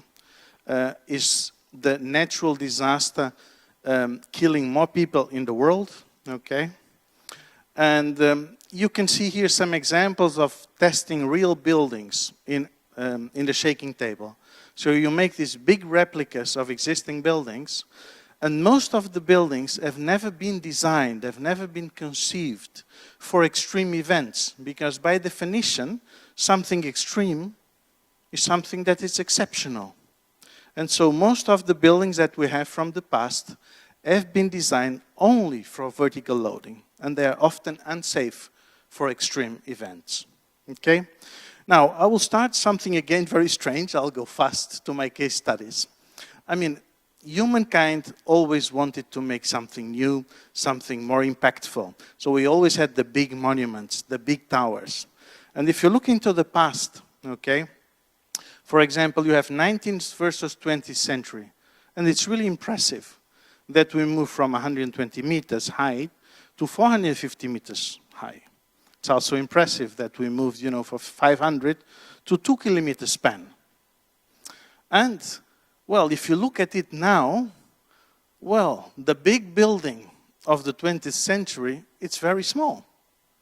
And so we are trying always to do something more exceptional, more impactful. This means also that sometimes risk is improperly managed. There are many exciting examples for engineering. Normally I show it for my students. For example, the Tacoma Bridge in the US, a big disaster that changed, let's say, the design of bridges for fluttering and resonance and dynamics. A very important example is Ronan Point in the UK. It changed the codes for progressive collapse. This means if you have a damage in the building, the damage cannot be such that the consequences are extreme. And by a small damage, you lose the entire building. Okay? And there's a very recent example that I think all of you are aware, for example, which is the Millennium Bridge in London that closed the same day it opened. And it also changed the European code for design. So, let's say our past is a lot of trial and error. And this is fine. It's part of our, let's say, humankind development, because we're doing very difficult stuff, okay? Now, if you look to reinforced concrete, I'll be talking about reinforced concrete. This is the beginning of reinforced concrete. And this has nothing to do with what we do today. So if you are working on historic concrete, you have to know many things that are different from modern concrete. So it's not because modern, let's say, concrete is used as a contemporary material that even someone which is an expert in concrete, in contemporary material, can use it for all concrete, because they are very different. There are very many different systems that we have with concrete. And so, well, there are many interesting things about cultural heritage. I know you are all experts of cultural heritage. There are many amazing sentences. I love the one from Churchill, which means we make our buildings And our buildings make us, because it's part of our identity, it's part of our culture. So we are related to our built heritage. Also very interesting, as it was said today, our heritage is at risk. The question is the risk acceptable? And as it was also said, the 20th century heritage, in many cases, it was shown by many speakers, is about materials we don't know very well, structural systems we don't know very well, and sometimes we have disasters. I show you a couple of them. This is a very famous example in Brazil, which was a total disaster. Many of these shells in reinforced concrete, well, they suffer enormous corrosion problem. They only have reinforcement in the middle. And, well, they have very limited reinforcement, they have cracks, and they have huge corrosion. This is one of the buildings I worked, which I'm currently working, which is in really, really terrible condition because of lack of maintenance and because of many wrong decisions, in my view, from the time of design. And so you have enormous problems because of a terrible, harsh environment, as rising damp, as biological colonization. Then you have incorrect details. And because they are incorrect, the building performs incorrectly. And so the parapets are incorrectly designed, the lintels have, and all the reinforcement masonry elements have extreme cover, which in fact have huge corrosion problems. And this is a problem of using a material incorrectly. So you have a huge amount of problems distributed in the building, which, well, we'll have to address. For example, the system of reinforcement of masonry walls is inadequate. And the damage is extreme. It's the largest damage I've ever seen. You see, for example, that wall is bowing, is out of plane because of expansion of reinforcement. All the reinforcement is corroded. How to solve this problem? Very complex technical issue. Now, I will show you 4 case studies I worked, which I think are very interesting, very different. The first one is very, well, holistic approach. It involves urban planning, it involves the society. The other ones are very engineering problems, solving from repair to hard strengthening. So this is a building we worked in Mozambique. I think you are not maybe aware, Portugal is very far away, but we are a micro country, okay? Half the size of the big Seoul, okay? Only 10 million, but there's 200 million of people speaking Portuguese. There's 5 countries in Africa. And we had a very long dictator for 40 years. So all of our architects could not design anything from the modern period or from the modern movement because this was not in line with an old country. So innovation was not good.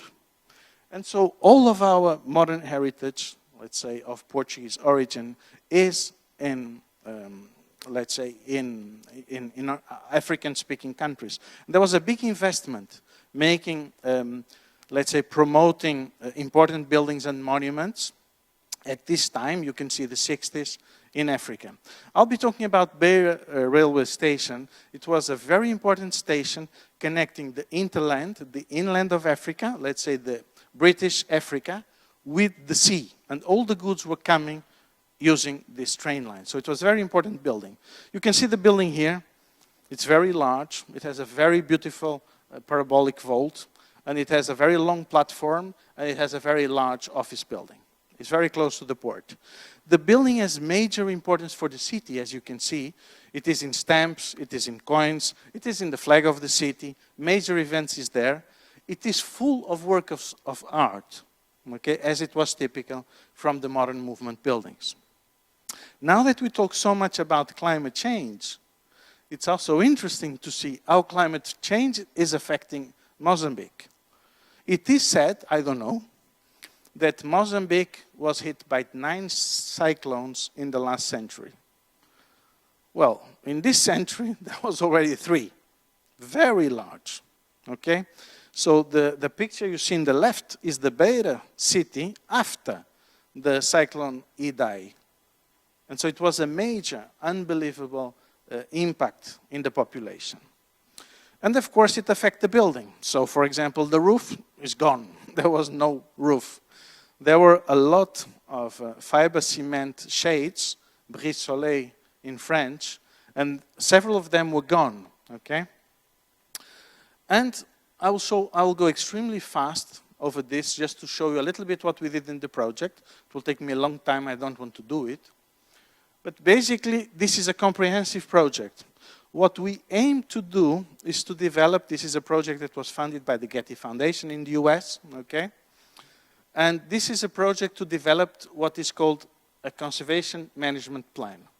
Basically, the idea is to manage change.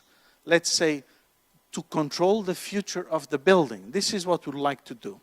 And so we, I think, did very interesting work. For example, we digitalized all the archive. We found material that was not known, and we organized it, and it's very likely, it's all now digitized, that it would be lost if it was not of our work. You see examples of buildings that, design drawings that we found. We digitized the entire construction, making a 3D model, okay? This is very standard today. I don't think it's super innovative, based on meta shape. Something that we did that we always do, we never go to the job site without the 360 cameras. I mean, this is a camera that allows you to see in the office the real site. And so you need more time sometimes to appreciate. So we created a virtual model that we can go inside and visit the different spaces. We made drawings which were not available, okay? We provided full details of the use of the building by doing a functional survey. We characterized all the materials, and then we made a connection to the city. And the port and the railway is an independent authority from the city. And so it is also eccentric, and so there is no link to the city. And we meet the authorities when we try to understand how we could improve the role of this train station for the city. We did the usual things of damage survey, you know, the structure is not maintained, but it's not that bad. We identified the problems of the structure, and there are a few. We did several typical tests, which I will not detail. We monitored the building in terms of temperature and humidity. I'll show you the conclusions later on. We did a typical solar study to understand what is the performance of the building. We did a structural assessment, and then we defined remedial actions, okay? And so basically what we did was to create a process for the Railways Authority to manage the building. With detailed inspections, cyclic inspections, detailed actions for each problem, okay? And creating this that also Maya showed, which is a plan to manage change. How to address a problem in the building, how to address a new function, how to address a reuse, etc. There are many open issues, and I think, well, this was very important also in the local context of Africa. We organized many seminars and exhibitions, both in Beira and in capital Maputo, to involve the people and to promote the value of recent cultural heritage, or more recent cultural heritage in Africa. In any case, the building is in relatively good condition. The comfort conditions are unacceptable. You know, there was, from the modern movement, there was this attempt sometimes to use vertical flow of air, horizontal flow of air, in order to have adequate comfort conditions. The comfort conditions are totally inadequate. There is no way you can use it without air condition, okay? But the building is not in bad condition. There are many things which are interesting that we are still discussing. For example, Mozambique is a country where you only have one building formally listed by the country, which is very strange. It has UNESCO World Heritage buildings, but they are not formally listed by the country. The only building listed is because of political reasons, or if you want, social reasons, which is also fine. And we tried to have both train stations. We filed the procedure to have them as a national monument. As you can see, the styles are very different, but they are very monumental. The second thing, we're trying to link the city with the building. You can see here, this is the port, and this is the railways. This is a huge part of the city, and this part of the city is totally eccentric and less used. So we're finding ways of making people use the station more, okay? There are many interesting things around the station that can allow to make this connection, and we believe that by placing some central important governmental offices there will bring more people to the station. There are very few trains going to the station now, and we believe also that by promoting the station as a monument and allowing people to use it and to, let's say, to allow fruition differently from only using the train station will allow a further use. But I think this shows you the complexity of using a large building like this that because of many reasons, including political, including transportation, lost importance in the recent past. Okay? Now, this, I tried to show you an overview of a complex, holistic approach to a complex building, also very simple approaches to reinforced concrete structures. I will start with the works of one of our previous architects, Álvaro Siza, from Porto. And the first building I told you, we are trying to have it as a national monument in Mozambique. This building is on the temporary list for nomination from UNESCO as World Heritage. This building together with other buildings of architect Álvaro Siza. Okay? I mean, what we did, I will not go into many details, but what we did is typical. I think everybody knows working concrete about these tools. So we did proper mapping, we did different tests from, you know, ground probe radar, cores, etc. I'll show them very briefly, but I'll show you two details that I like very much. The first detail, this was, oops, sorry. This was a bad old repair, okay? And you can see that they are doing something here. The building is in very good condition, being very close to the sea, in a very harsh environment, so very salty, okay? Because there's almost no reinforcement in the building. The engineer was, I think, extremely good. For example, he did not connect the walls with the slabs. So we put the slabs simply supported on the walls. This means there is no bending moment. Because there is no bending moment, it doesn't need reinforcement in the walls. There's almost no reinforcement in the walls. And he made a beautiful detail, you know, with that dent, so that water from the rain, it rains a lot, does not go inside the building. Okay, reinforced concrete, early use, very good, in my view. Well, we did all the typical things that you do for characterizing the materials. I will not go into detail. Also, there's a lot of timber. So these are complex tests to characterize the cement, to characterize the salts, well, composition. I think this is standard. We did interesting also tests, I think, with GPR to find reinforcement. There were not many drawings, or very few drawings from the time, strangely, being this from the 60s. So, for example, we found the cantilever that was impossible, and we need to understand where the reinforcement was, okay?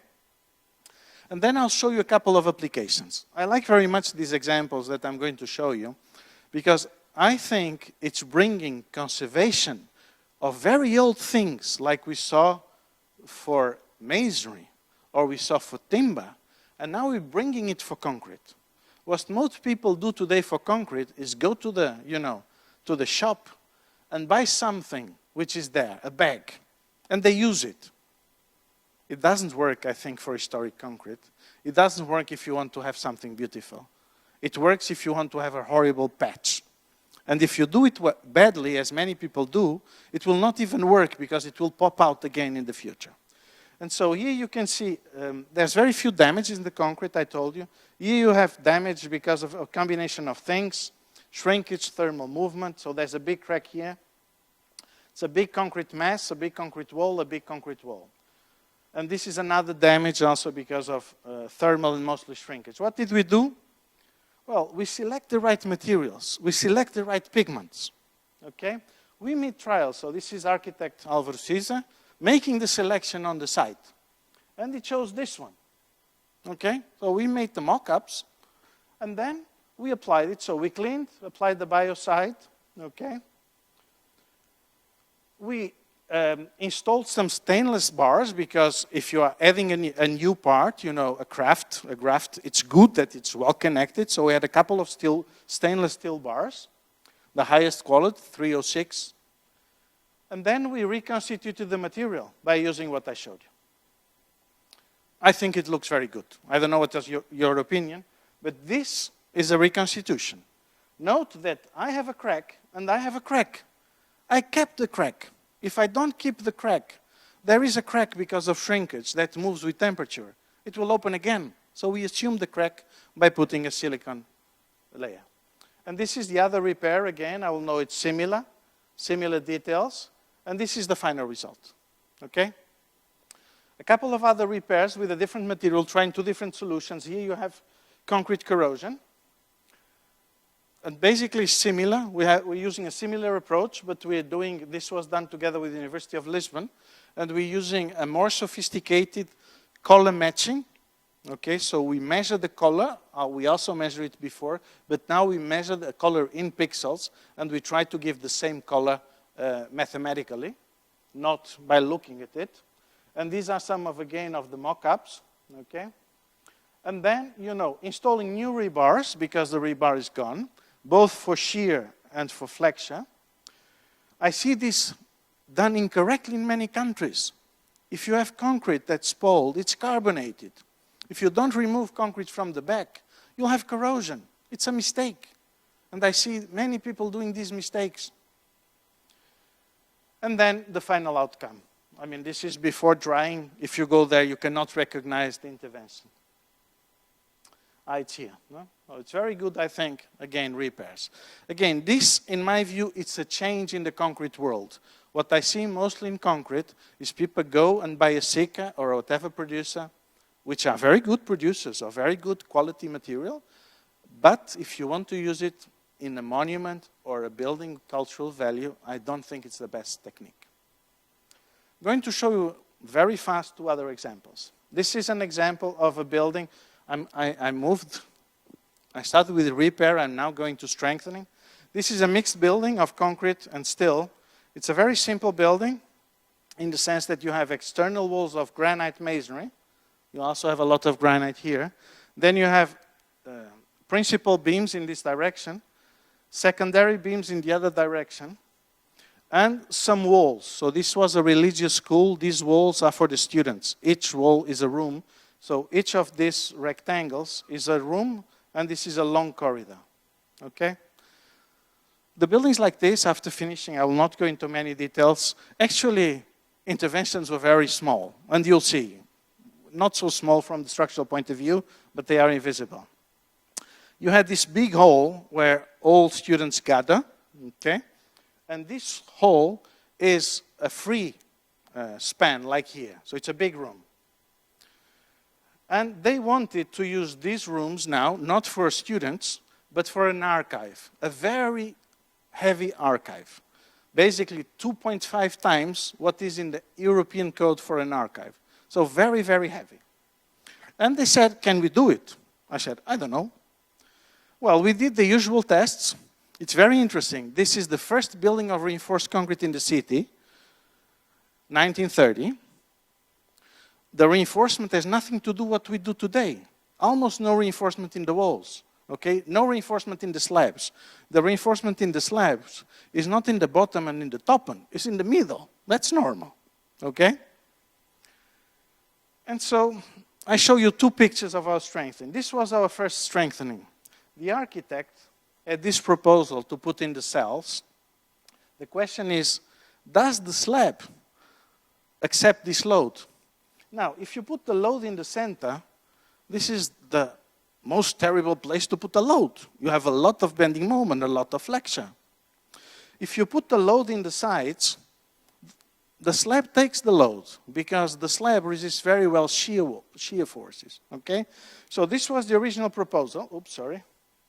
And I told the architect, we can do it. We put a new floor.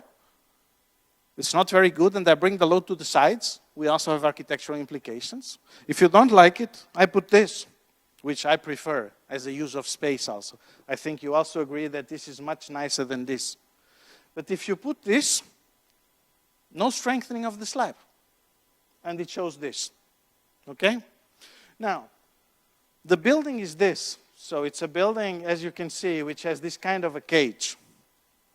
This cage is in total violation of modern standards for reinforced concrete. Thickness of the walls not enough. Reinforcement of the walls not enough. Okay?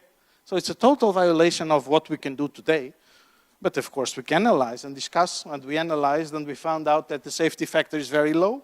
That first there is a separation here. Sorry, there's a separation here, then there's a separation here, and then the building collapses. So it's totally unsafe for this level of load. So we thought about what most people would think. If I have this big span, maybe I can put a new slab here, steel profiles. That's the easy way. But this was horrible, a lot of impact. You have now new beams here. And then we said, no, let's do different. And so what we decided to do, it was half of the cost, almost no architectural implication, was to put a new steel truss in between each timber truss. And we lifted the building with jacks from below.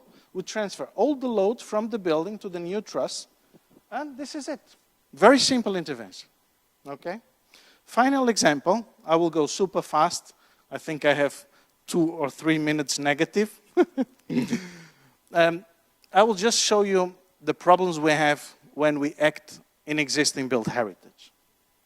This was a very interesting case study, also from the political and the social perspectives. Here we have 40,000 people living. It's social housing in Porto, okay? It's a mix of concrete and reinforced, masonry and reinforced concrete. The municipality of Porto had invested 100 million euro or US dollars in these works, all in renovation, structural strengthening, €0. You spend 100 million in providing better quality housing, €0 in providing safer housing. It's a very strange concept for a structural engineer. And there was a damage. So, well, this slab is here. It collapsed with 3 people. It was very nice because nobody got killed. The injuries were minimal. But, well, the TV's there, the reporters were there. The mayor was not in very good condition after this large investment. And he asked me, what is the solution? And I said, I don't know. He said, but I want a solution. I said, okay, but I need to study. You cannot provide the solution by looking at it. Right? To give you an idea, our first estimate for strengthening of this, well, if 40,000 people, was 10 million US dollar at the time. Now it would be 25 probably. We did it for 1.5 million. Okay? But this cost 1.5 years of studying. And so we did the normal study here, you know, carbonation, location of reinforcement. This is very normal. Reinforcement in the slab, in a cantilever, has to be top. But people walk on top of it, and reinforcement goes down. And so reinforcement was down.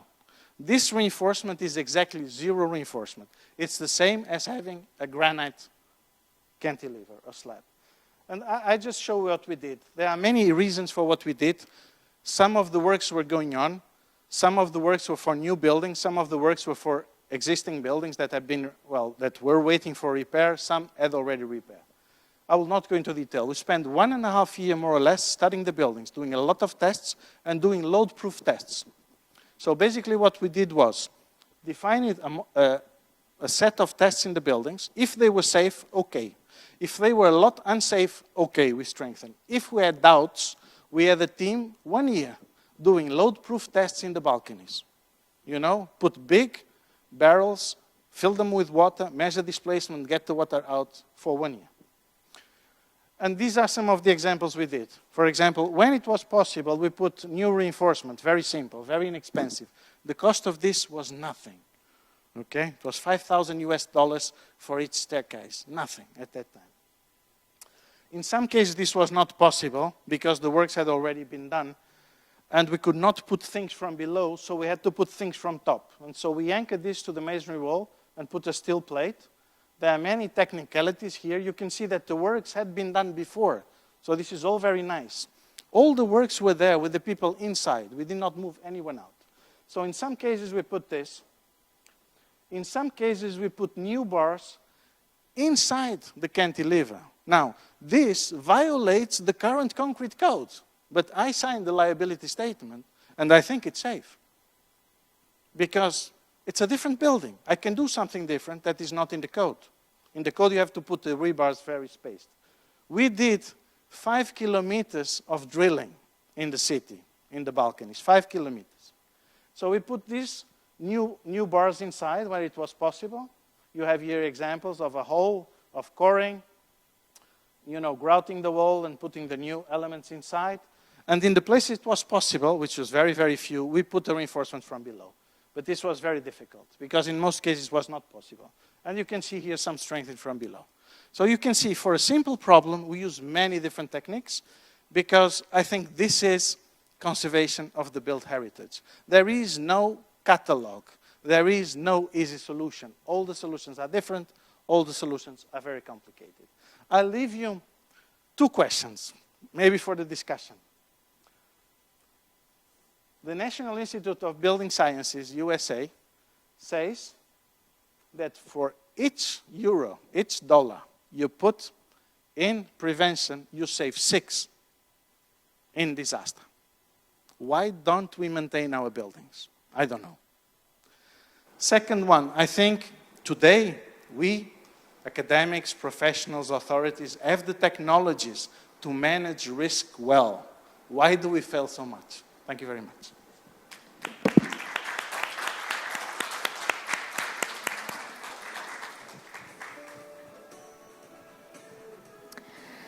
Thank you very much for your presentation, Professor Lourenco. He raised the issues about the integrated methodology and plan for implementing preventive measures for historic buildings corresponding to the risk focused on the concrete structure. Thank you once again. Now I'd like to invite our last speaker. He waited so long. Professor Toshikazu Hanazato from Kanagawa University, Japan.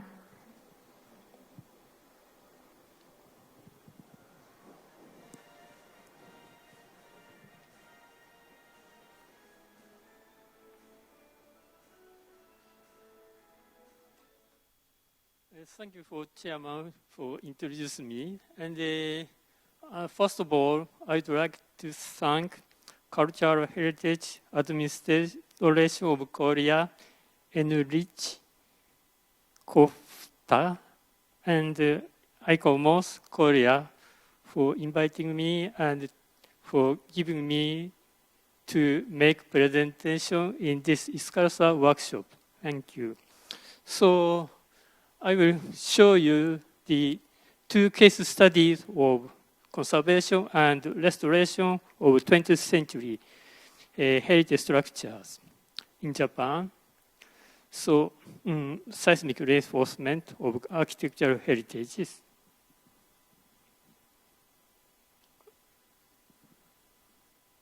So here we have 2 case studies, and both were recently registered as national important cultural properties, national government.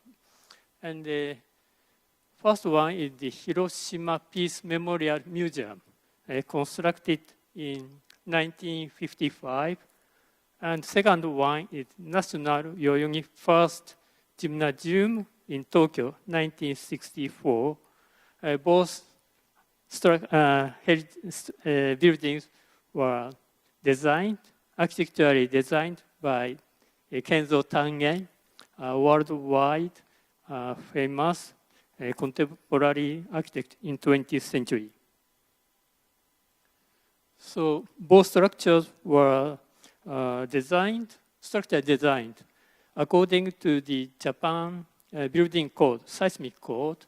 The seismic code in Japan acted initially in 1995. At the time, allowable unit strength calculation was adopted. Seismic shear coefficient was 0.2 for static calculation.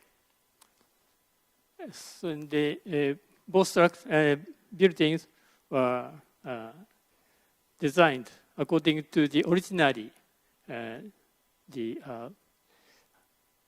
Japan Building Code at the time. But the Japan Building Code, Seismic Code, was reversed in 1981. So the concept of dual mode design was introduced. And the first step, allowable unit strength calculation for moderate earthquake. And step 2 is the ultimate strength calculation for extremely strong earthquakes. So the required base shear coefficient was equal to 1.0.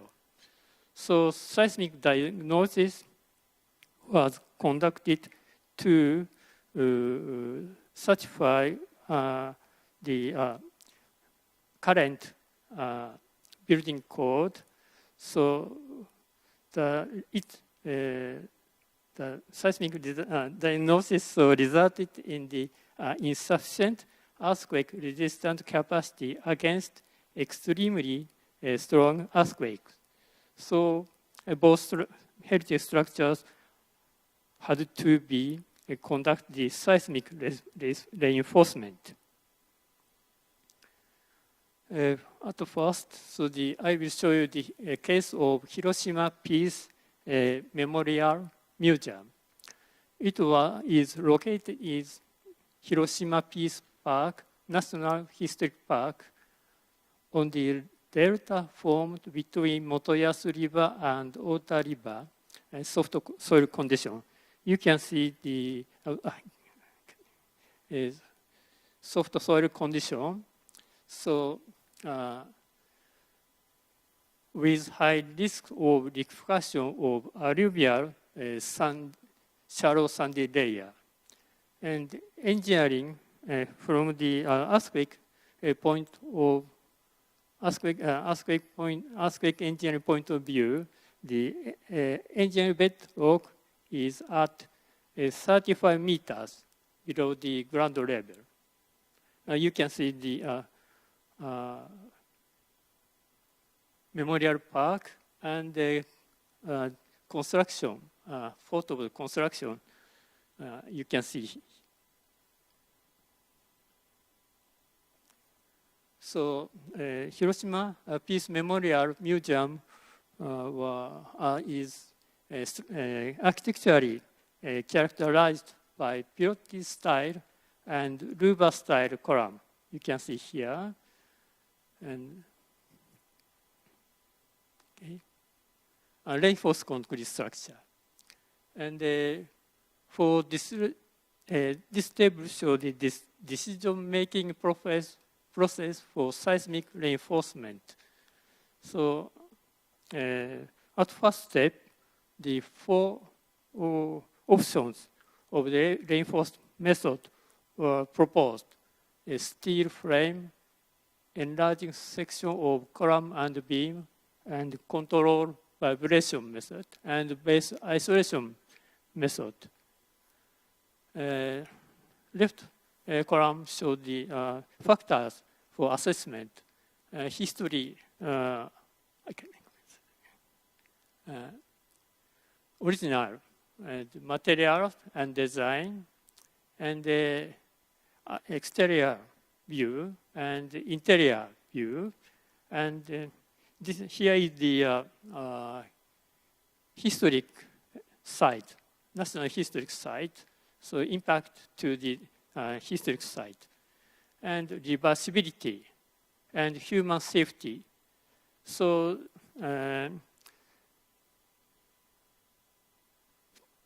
this table shows the decision making, factors, and finally, as you can see here, the base isolation was adapted for seismic reinforcement method.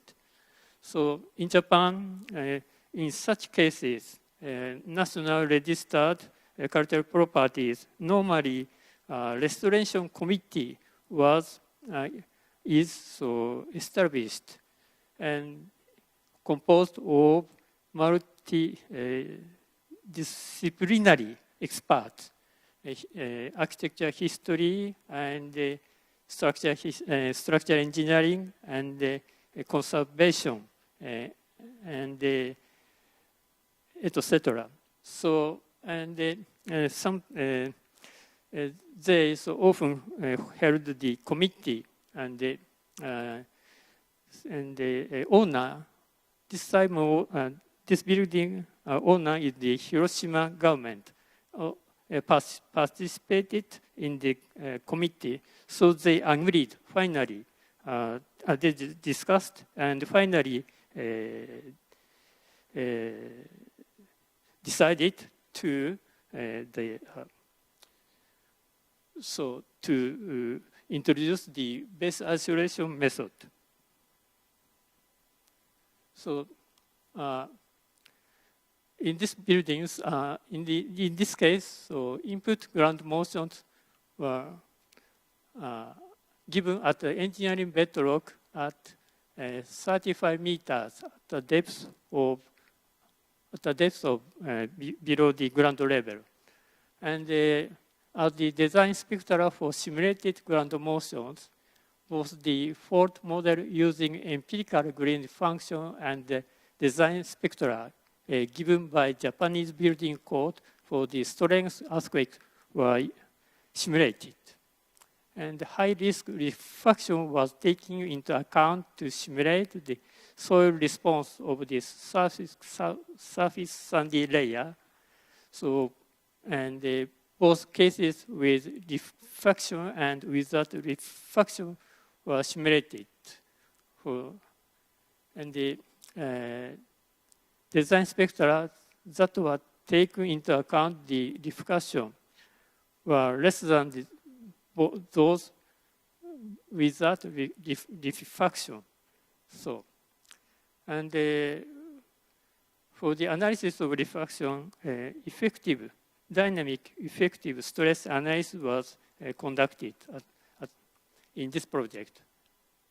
And the refraction was considered for the structural design of pile foundation. I will show you later. And archaeological survey had been conducted before operation to ensure that it would not impact to the valid cultural property. Here is the historic site. You can see here the operation of the base isolation, installation of the pile foundation. You can see here, left-hand side, and right-hand side. You can see here the in order to stabilize the soil. So a cast-in-place concrete pile were first placed. You can see.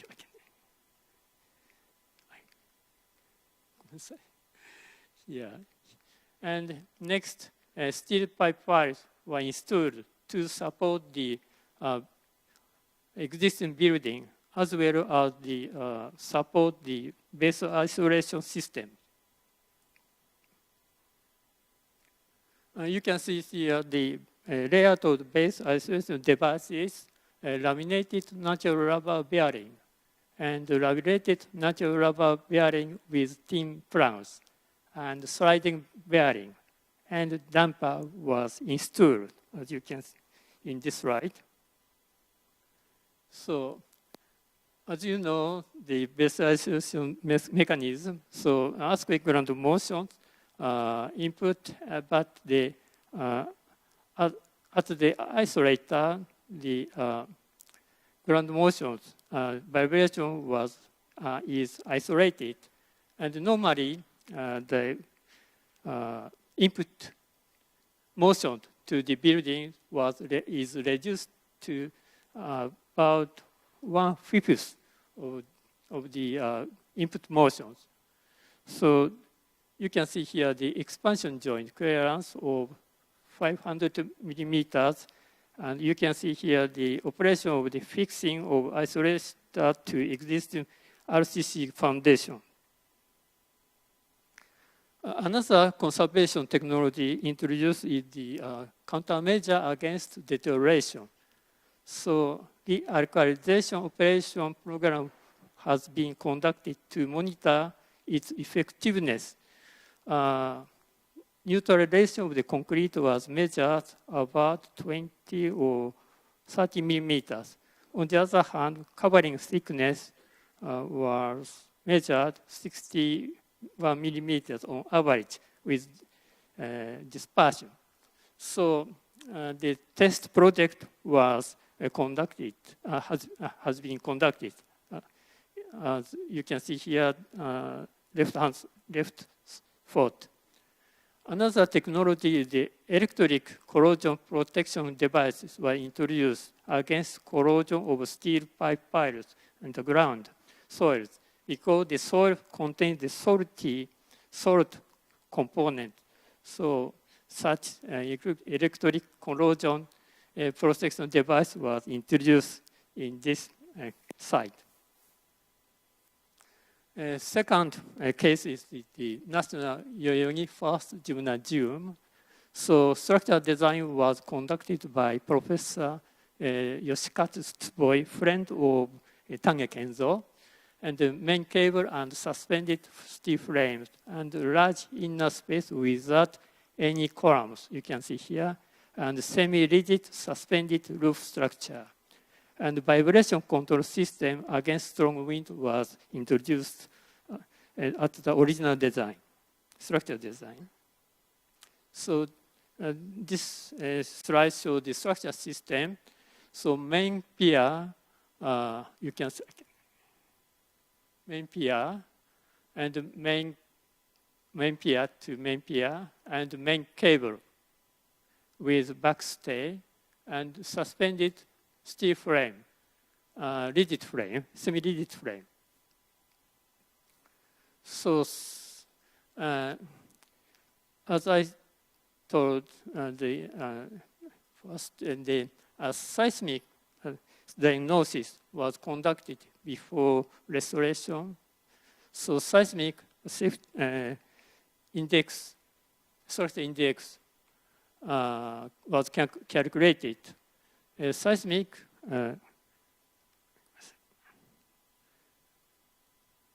structure index equal 1.0 is compatible with Japan Building Code. So before seismic restoration reinforcement, the seismic index was less than 1.0. And the three-dimensional finite element model was employed for designing of seismic reinforcement. So after seismic reinforcement, seismic structure index was over certified the Japan Building Code over 1.0. You can see here the three-dimensional finite element model. And the seismic reinforcement of the lower reinforced RCC structure to support the roof structure, conventional technology was introduced. You can see here additional concrete thickness. Concrete thickness was concrete was for the wall of the RCC wall, and the carbon fiber sheet was glued. You can see here, and piled foundation was added. A conventional method was employed. And the main point of seismic reinforcement of this project is the seismic reinforcement of non-structural members, ceiling system. You can see here the collapse of the ceiling of the system with large span. In Kawasaki, Symphony Hall, to 2011 East Great Japan earthquake. So totally collapsed seismic system. So after this earthquake, large span sealing system is the safety of such earthquake safety of such large span sealing system is the of concern for in the socially of concern. So in this project, seismic reinforcement of the roof structure was designed. You can see here the reinforcement of steel frame. Steel plate were welded to the original flange of this beam element. And the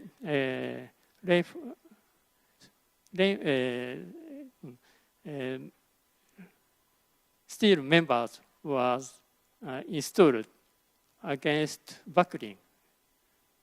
So you can see here the location of such reinforcement. And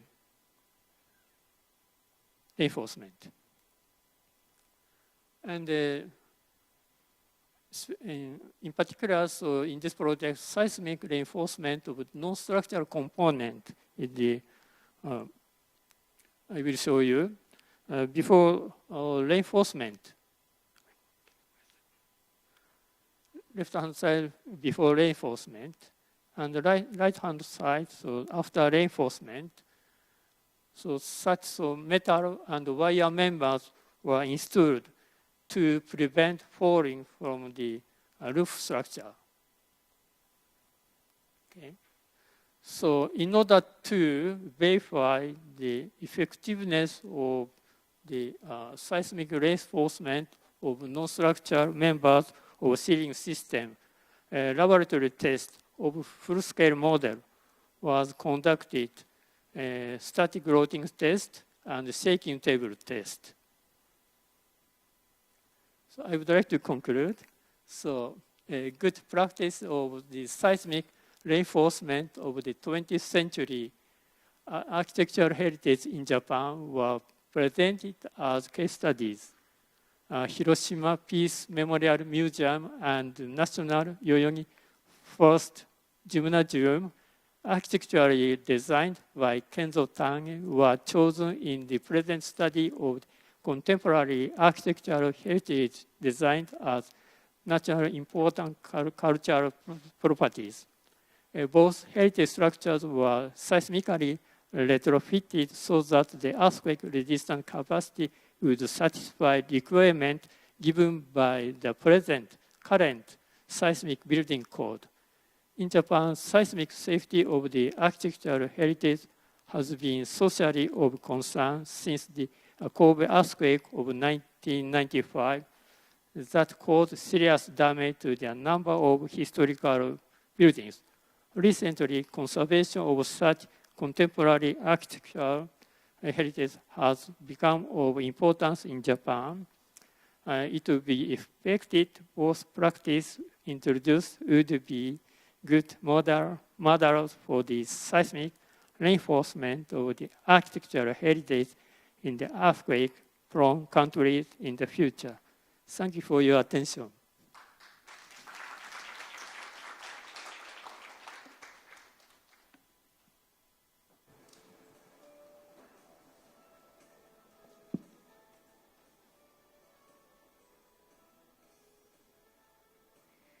Thank you very much for your presentation, Professor Hanazato.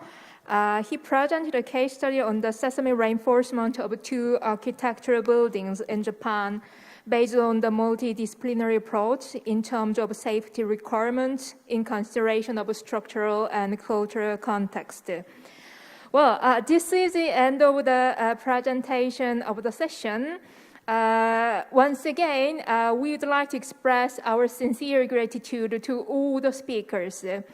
For your information, we are slightly behind the schedule, so we are going to a little bit adjust our break time.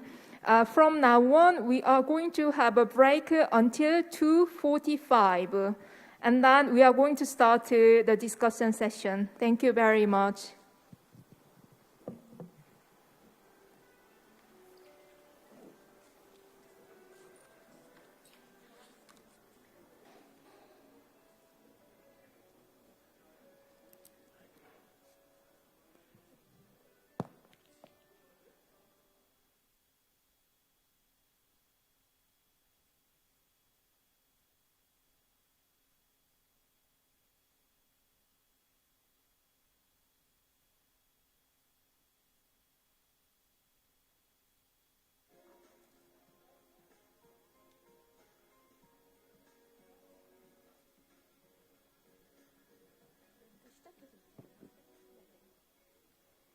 Okay, now we will start the discussion session.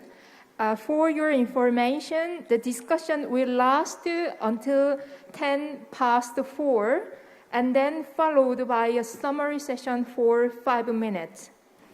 Now I'd like to invite Dr. Segarra Lagunes, the moderator of this session.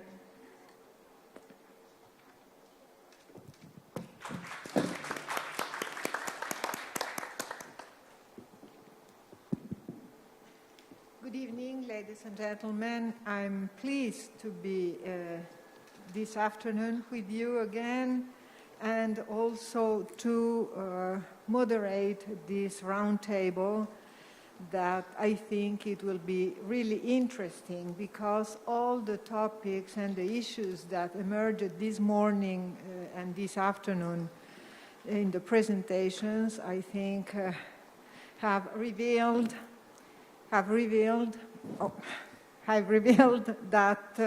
there are many things that interest us and that we can discuss on. In the first part, I will soon pass the floor to Engineer Bernhard Midnacht, from Germany, an structural engineer, that will discuss the presentation of Professor In-seok from Sungkyunkwan University. Please, Mr. Bernhard Midnacht, you can now intervene. Thank you, Maya. Professor Yoon's report is an excellent summary of the development of management of the preservation and maintenance of cultural heritage of the early modern age in Korea, contrary to Germany. We have no other rules in between traditional and new buildings.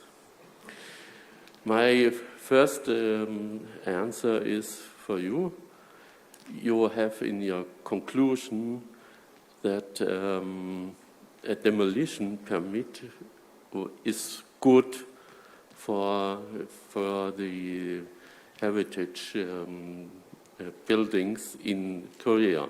Why is it difficult to make in law?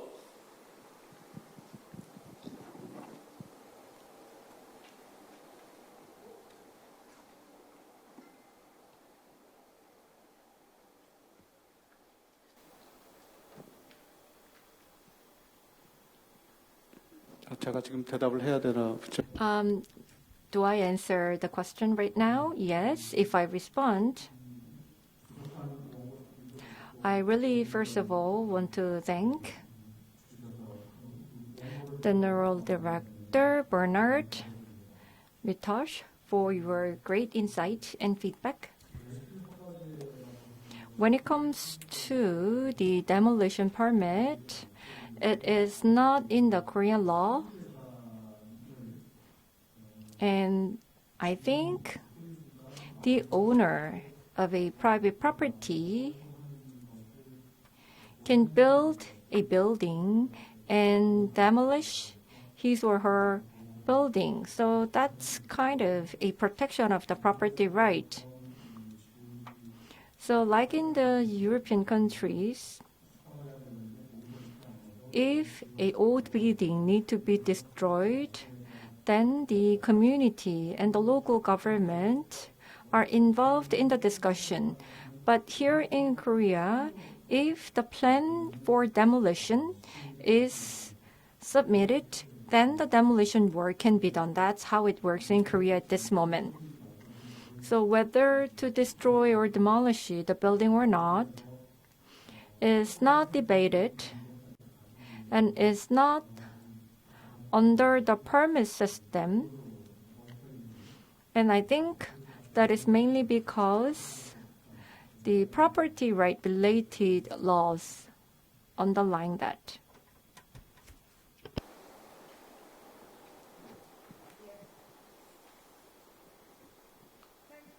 Professor In-seok. May I have a question? I can add a question if Professor Bernard Mehrdad has any other comment. But I would like to know which could be the limit to these demolitions, because I think this is a huge problem. If the right of the owners prevail over the rights of the community or the cultural heritage. What do you think?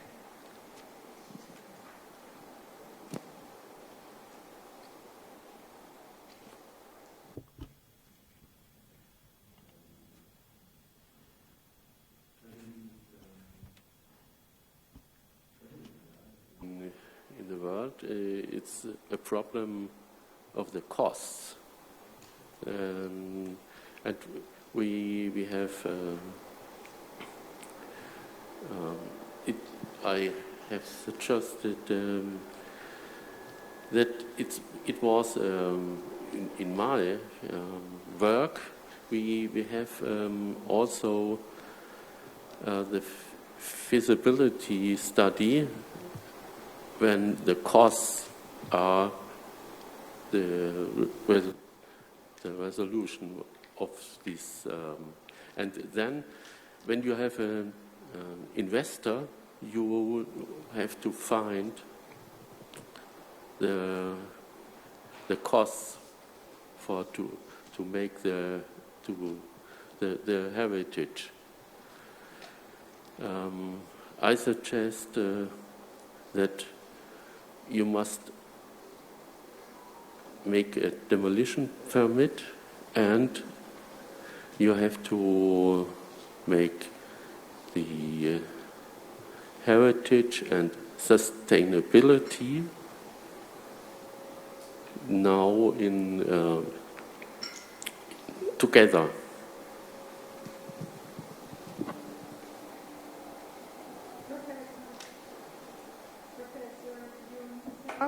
Can you please answer? Do you have some comments to Bernard's suggestions? 네, Well, I think we are from many different countries. And I think countries have their own situations. And here in Korea, land is not regarded as public goods or public asset. Because the land is the public asset, we need to use it in a wise way. But that kind of understanding is not very much clear in Korea. Actually, there was an effort to introduce that concept into Korea, like a few decades ago, but it was not successful. The efforts are still being made. So the demolition permit or the land as the concept of the public asset, although they are important topics, they are not the main topic for this discussion. Because we are focusing on how we can restore and conserve the architecture culture. And although I mentioned the demolition permit, I realized that this becomes a very interesting topic for discussions here. So my heart is beating to see this. So I believe and I hope that the demolition permit as a system and the land as the public asset as a concept need to be more debated in Korea. Thank you very much. Yes, of course, it's a topic that is always very difficult to afford because it touches interests that are very, very powerful. And of course, culture is not as powerful as economic power. But I think we can leave this discussion to another seminar. And maybe I will now pass the floor to Thomas Morrison from Canada. He is the principal engineer and president of an association, an institution that is Heritage Standing Incorporated. And he will discuss the presentation of Professor Kim Ki-soo from the Dong University. Please, Tom. Thank you very much. Also, thank you, Dr. Kim, for your paper. It has given me many questions, and I think it has caused me to rewrite my discussion points about 5 times since I got here. So, thank you for the challenge. I would first like to make the observation that I find good conservation is hard. Some people find that to be bad news. It takes a lot of thought, a lot of consideration, and very different knowledge sets to be combined. The good news is that conservation is very hard, and you get interesting problems, and you are challenged in ways that you are not when you do new construction. And it pushes you to improve and to learn constantly. I've been learning many things so far here in the last few days, and there are many things I would like to take back to Canada that I think I've learned from the Korean approach that would be useful in our conservation and our challenges in dealing with our built heritage. But for now, I would like to focus on sharing some ideas that may be of value here. So I'm going to touch on 3 main ideas. Like many of us, I could probably talk for days, but we'll try to stay with 3. The first I want to touch on is that the ICOMOS charters, they're sometimes called a philosophy, or I would even say a mindset. They're not intended to be more. Because each country is different, but they're to give you a way to think about things. And that is how they're developed.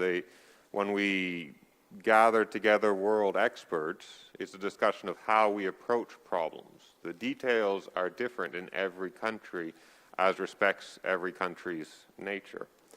But some of the ideas that often come up are the need for a purpose, that any historic site needs a purpose. That purpose could be many things, from understanding our past to facilitating our future, and a range in between. But that purpose is needed. That is discussed in the Venice Charter. The ISCARSAH principles, which we have talked about here, further that mindset of saying that a medical approach brings value over a design approach.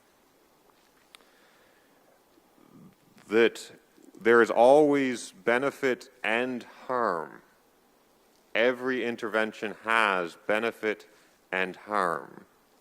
And you want to understand both sides to go in with your eyes opened.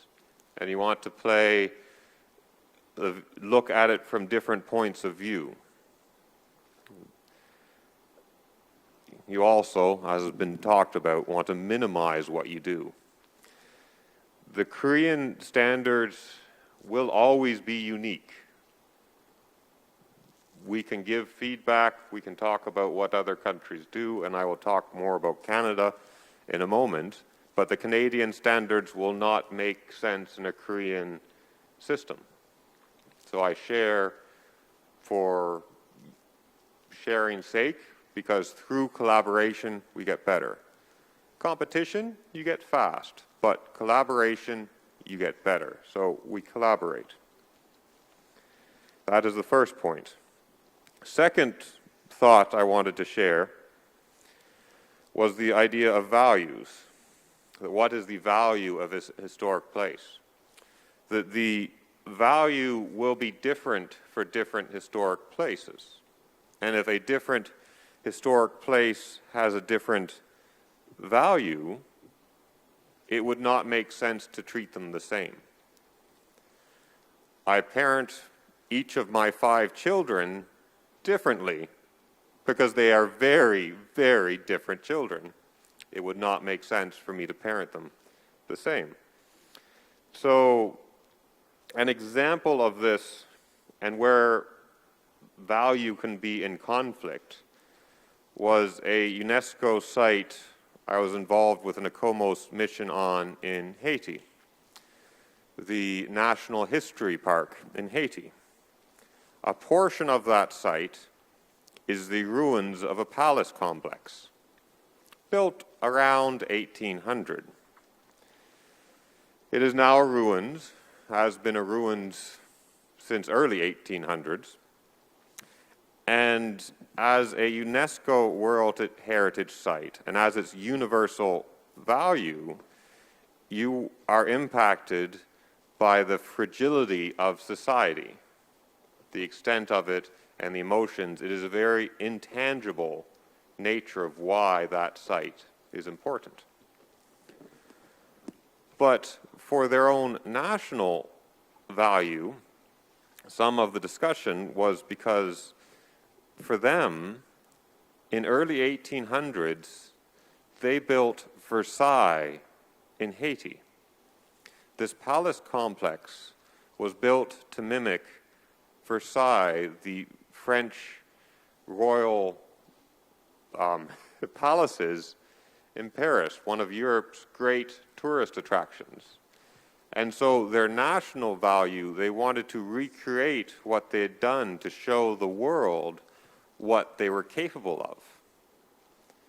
So this is an instance that in some sense their national value and the universal value were not in direct agreement, and so discussion was required. Collaboration was required, because through collaboration we get better. So that was the second thought I was thinking to share from your writing, Dr. Kim. The third and final one will come a bit to the Canadian example and Canadian theory. We have a different set of terms. And so the Canadian standards and guidelines, and it has a very unoriginal title. They're called the Standards and Guidelines for the Conservation of Historic Places in Canada, are the national document that helps take international philosophy and mindset from the ICOMOS charters and implement it for how it can be used in our own national circumstances. It has 3 ideas and 3 different categories it places a project in, or an aspect of a project. Sometimes these mix. Conservation, the global process, can include preservation, where preservation is the idea we respect what is there now and we care for what is there now to try to make it last as long as we can. So taking it what is now, we're not trying to go back, we're just saying here's what we must care for. There is the idea of restoration, where one says the value of this site is a specific date. Canada is not as old as here. So it may be late 1700s, early 1800s. They may say this site is important because of 1823, and we want everything to be like it was in 1823. So that is, we call it restoration, but it's coming back to one date. So one idea, work what we have, take care of it. The next, go to a date. The third idea is rehabilitation. That we're saying we have a site and we need to adapt this site to a new use while respecting what brings it value. So again, we come back to value. And so rehabilitation is important for, in our Canada, most of our historic sites are in use, that we want to keep them used, keep them in purpose, and they must change for that idea. And to reflect this three different categories of needs, we have different standards in our national standards, all of which, to me, work within the ISCARSAH principles and the greater ICOMOS charters. I've talked with the Canadian government, or contacts I have there, and we're getting sent to our Vice President, Dr. Chu, some copies of the Canadian standards. So she will, if they're of help, please ask her for it, and I would be happy to further describe our situation. So all that long talk to come to my simple question.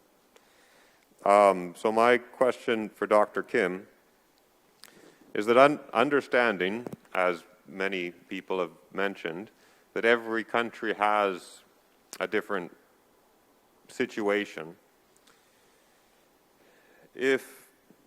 And understanding that among the ISCARSAH members, we have a shared mindset that has seen value internationally in getting good results.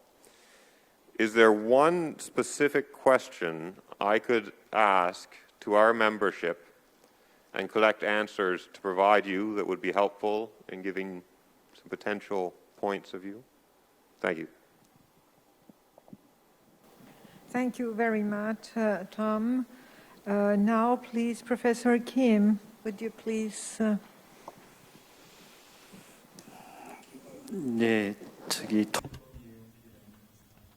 Yes, thank you very much for your discussion. I received your discussion paper in advance, and after reading your discussion paper, I thought that there is a difference between the challenges that we face universally all around the world and the challenges that we face here locally in Korea. And before I stood on stage for my presentation, I really had a lot of thoughts about how to provide my presentation. So various values and the sharing of knowledge about the ICOMOS Charter and the UNESCO World Heritage, I tried to clarify the difference between the World Heritage and National Heritage. And most architectural heritage of the 20th century in Korea are in the category of registered cultural heritage. And when it comes to preservation and repair of the architectural heritage of the 20th century, I'm also conducting various research, but there are some situations that we experience only in Korea. And for those challenges, I think we need a lot of work and a lot of preparation. Today we have scholars from all around the world, and through my presentation, I was able to explain about the specific conditions in Korea, but the time allotted to me was too short to cover everything. But as Mr. Morrison mentioned, I believe collaboration and the mindset of sharing is very important. And collaboration through this kind of event is very important. And on top of that, whether it's World Heritage or Universal Value or National Heritage Value, and the difference between the two, the World Heritage and National Heritage, I think this is something that we all need to think about in much more depth. And I think a lot of researchers pointed this out, but not only institutional problems, but economic problems have to be considered. So I also think that for the architectural heritage in the 20th century, I think the economic problems and the institutional problems are somewhat universal all around the world, but there may be difference in the methodology. And Mr. Morrison said that you provided relevant reference materials to Dr. Cho, so I would also refer to that document, and I would think about how to utilize this in strengthening and improving the preservation work here in Korea. Kim, you talk also remind me what Spanish Catalan professor Antonio González Moreno Navarro wrote some years ago, talking about the local heritage against the universal value of world heritage. And he said it was the heart heritage. The heart heritage, that is the local heritage, is the community, is the small town that has to identify, to know, and to protect the value and the heritage. We can produce all the laws we want, but if the community, if people is not convinced that this heritage has a value, it has no sense. It makes no sense because we will fight against the wind wheels. Thank you very much, and maybe now we can pass the floor to Professor Sung, that is from the Kunsan National University, that will comment, make the comments to the presentation of Professor Mehrdad Hejazi from University of Isfahan. Thank you. 네, 안녕하십니까, 송석기입니다. Thank you. I am Ki-soo. Well, the presentation was focusing on the modern and contemporary architecture heritage in the 20th century, especially focusing on masonry structure. I really enjoyed the presentation. And we discussed that it has been over 20 years that we introduced registered cultural heritage or the architecture heritage system, so that for the past 20 years we have been doing the conservation and restoration work, and that also includes the conservation and restoration of Masonry structure and the cases and the actual project and the principles and the techniques applied are very good information for us, so I really enjoyed the presentation. And Particularly, the presentation touched upon many different cases in different countries and materials and the component. And particularly, although it was focused on Masonry structure, but at the same time, it dealt with the different materials and the features. And also the structures, substructures of those cases were very diverse. So I shared some questions in my discussion paper. And some of the questions were answered during the presentation today.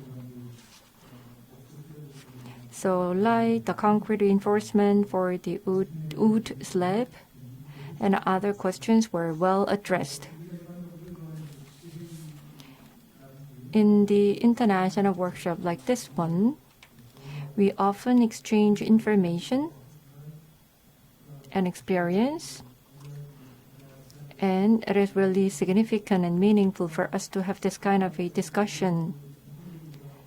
And other than the traditional approach like this one, YouTube or Facebook and other SNS channels are used in order to share this kind of a cases and best practices. And I think these kind of open platforms need to be further explored so that we can share more technical and more case stories and information. And as Professor Hazard pointed out during his presentation, I think he reflected one of my questions from the discussion paper. In case of 20th century architecture heritage, it's not just about conservation or restoration. The new functions or the new needs are considered. So the function or the performance requirement has been heightened, particularly energy or earthquake resistance are very important topics. And when it comes to Masonry structure, the earthquake is a risk factor, so the seismic reinforcement is being done. And the same is true in Korea. Seismic reinforcement for the Masonry structure is becoming an important issue, particularly for the architecture heritage in the 20th century. They are covered by the building code of contemporary time. So seismic reinforcement of high level is required.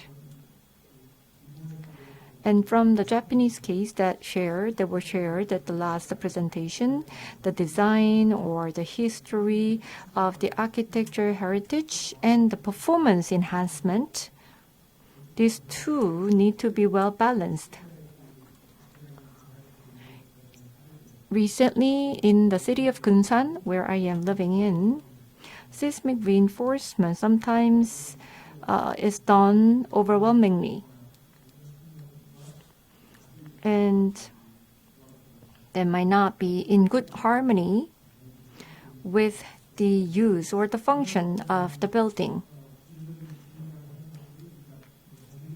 So, although we are not applying the uniform standard or uniform performance requirement globally, depending on the use or depending on the purpose of the building, particularly for the Masonry structure, what level of the performance enhancement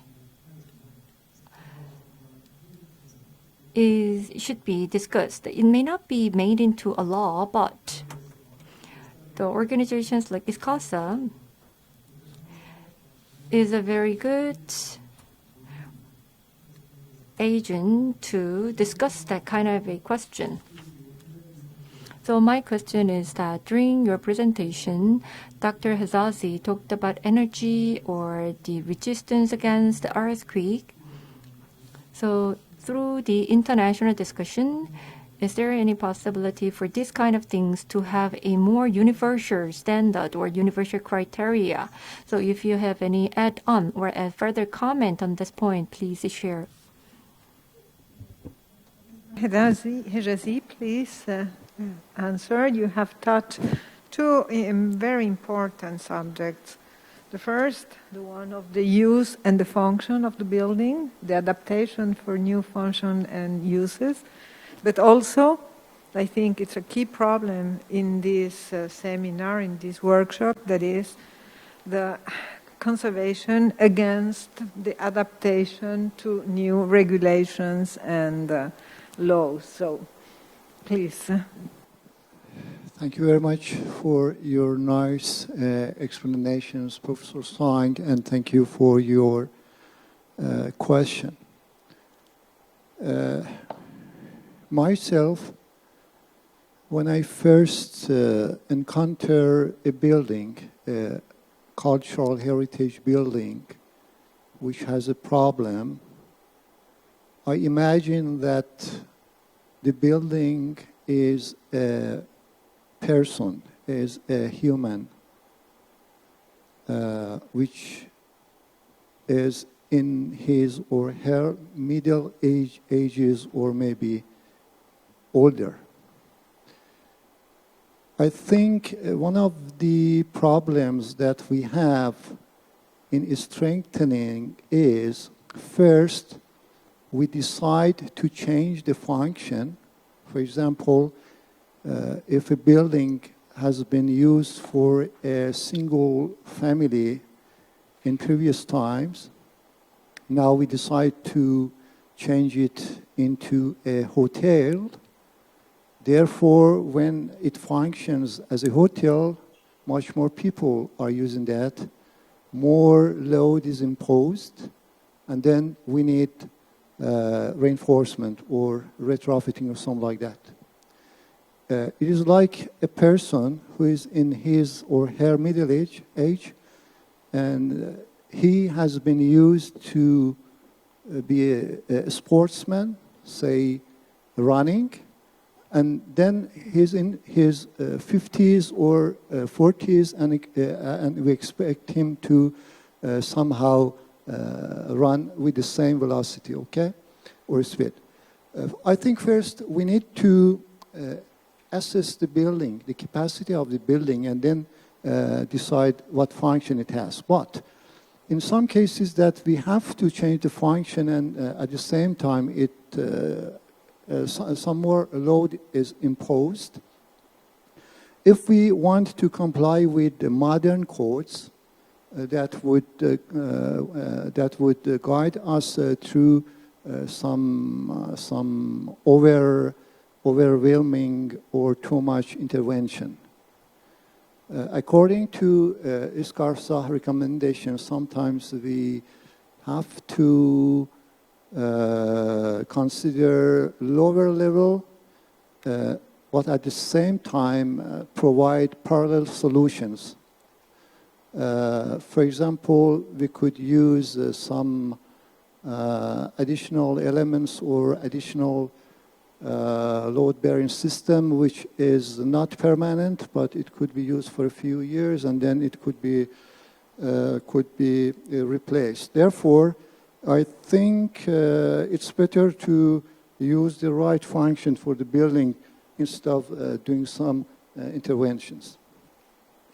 The other thing is about energy. For example, at least in some regions, in some countries, the energy performance of historical buildings is very good in its normal function, okay? Such as used be as a, say, house, as a mosque, as a church. But when we change this building to a building with more use, with more people to be used, therefore we need some extra air conditioning or something like that. In this case, well, there are some solutions. First, we can use some insulation materials or insulation solutions for that. And at the same time, I think we are allowed to use some sort of air conditioning, which are not damaging the main performance of the building.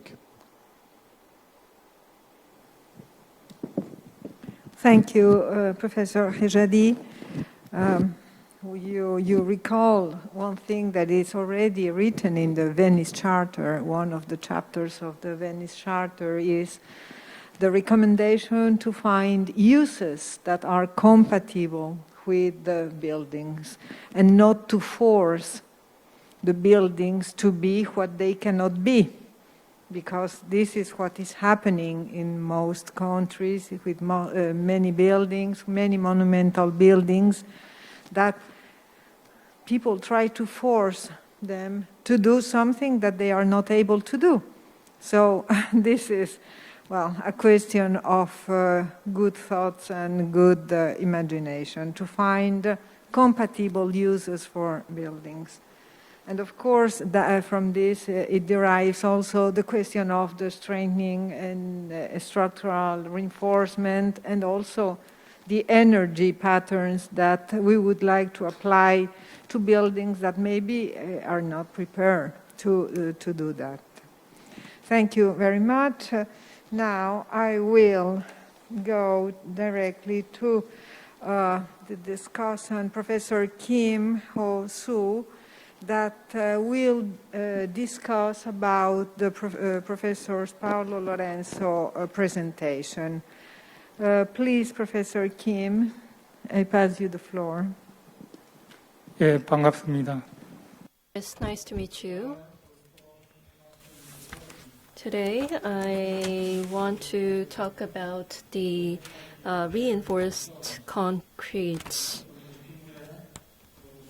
cases and the physical damage to buildings and other phenomena, identifying these problems and proposing solutions to these problems, and also building and drawing up plans for preservation.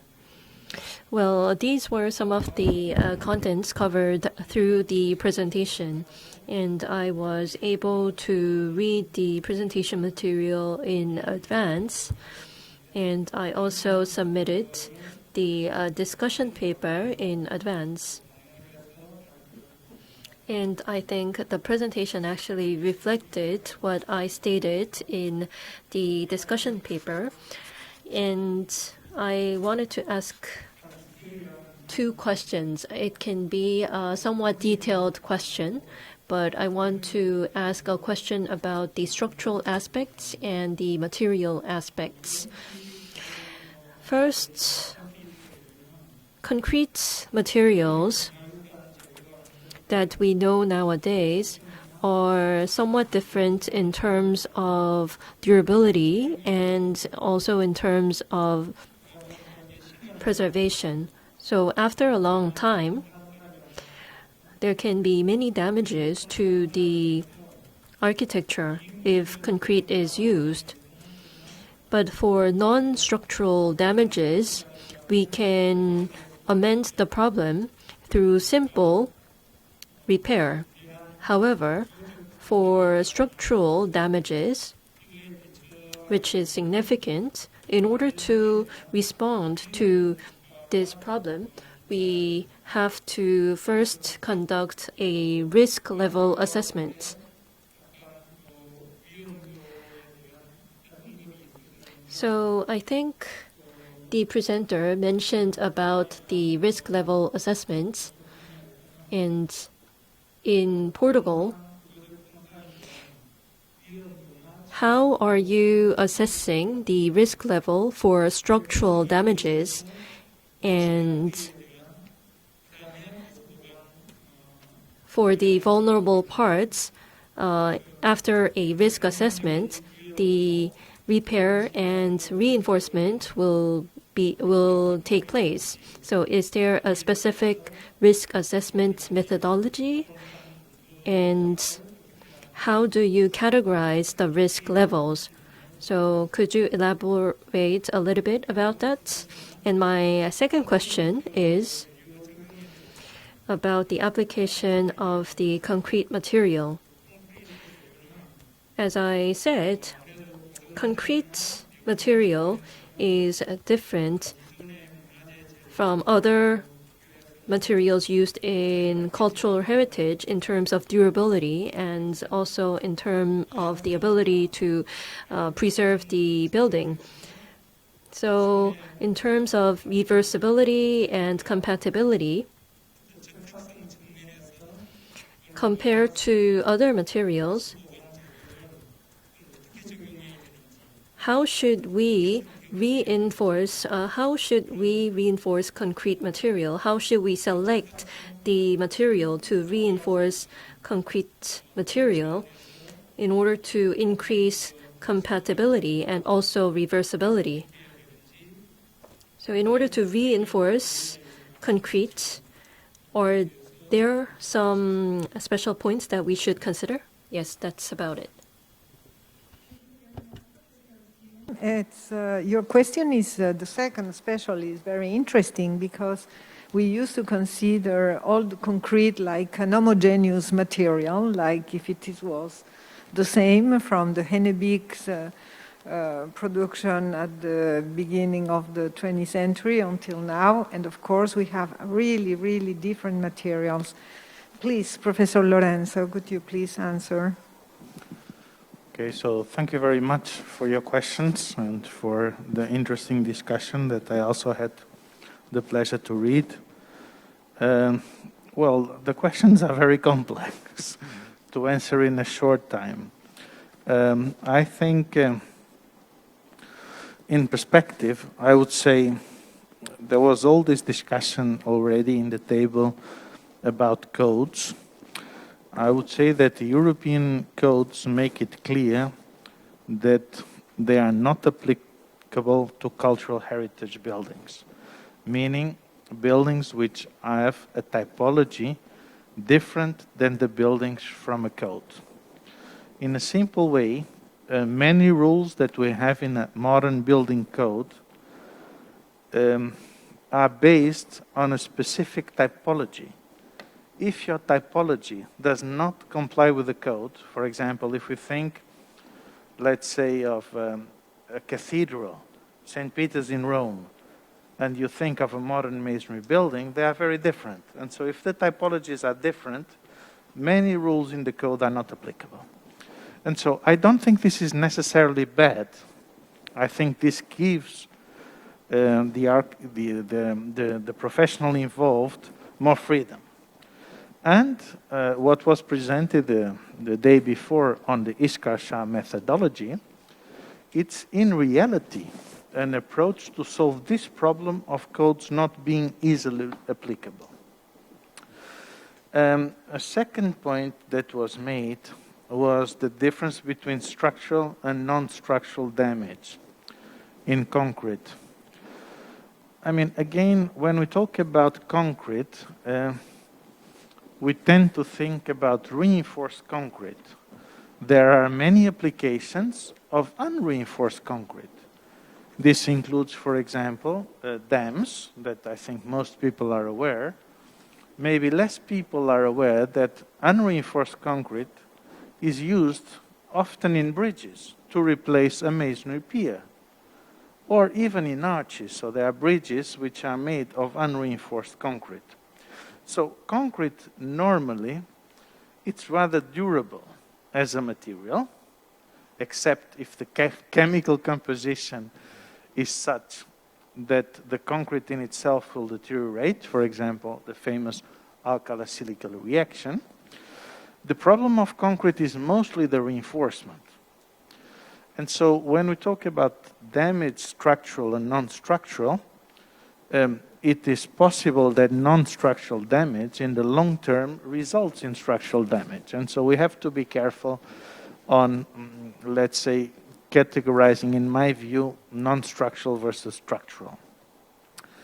I mean, the question that was made on risk, I would say normally when we address risk, we try to address risk at a much larger scale, for example, at the scale of a country or at the scale of a city. We normally do not address specifically the risk of a building. This is very complex because when you talk about risk, you need to talk about economics, and this is complicated. So normally, we talk about risk in a simple way by safety assessment and addressing the vulnerability, which is a part of the risk, let's say.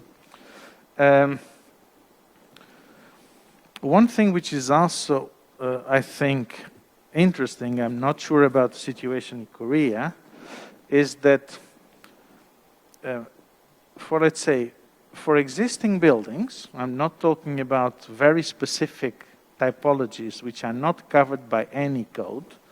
For an existing building, in Europe, we consider lower safety levels than a new building. There is a reason for this, which is the cost and the life that the building already experienced. So, for example, when we think about earthquakes, normally in Europe, if we're going to do the assessment, instead of taking as a new building 100%, we take something in the range of 75%.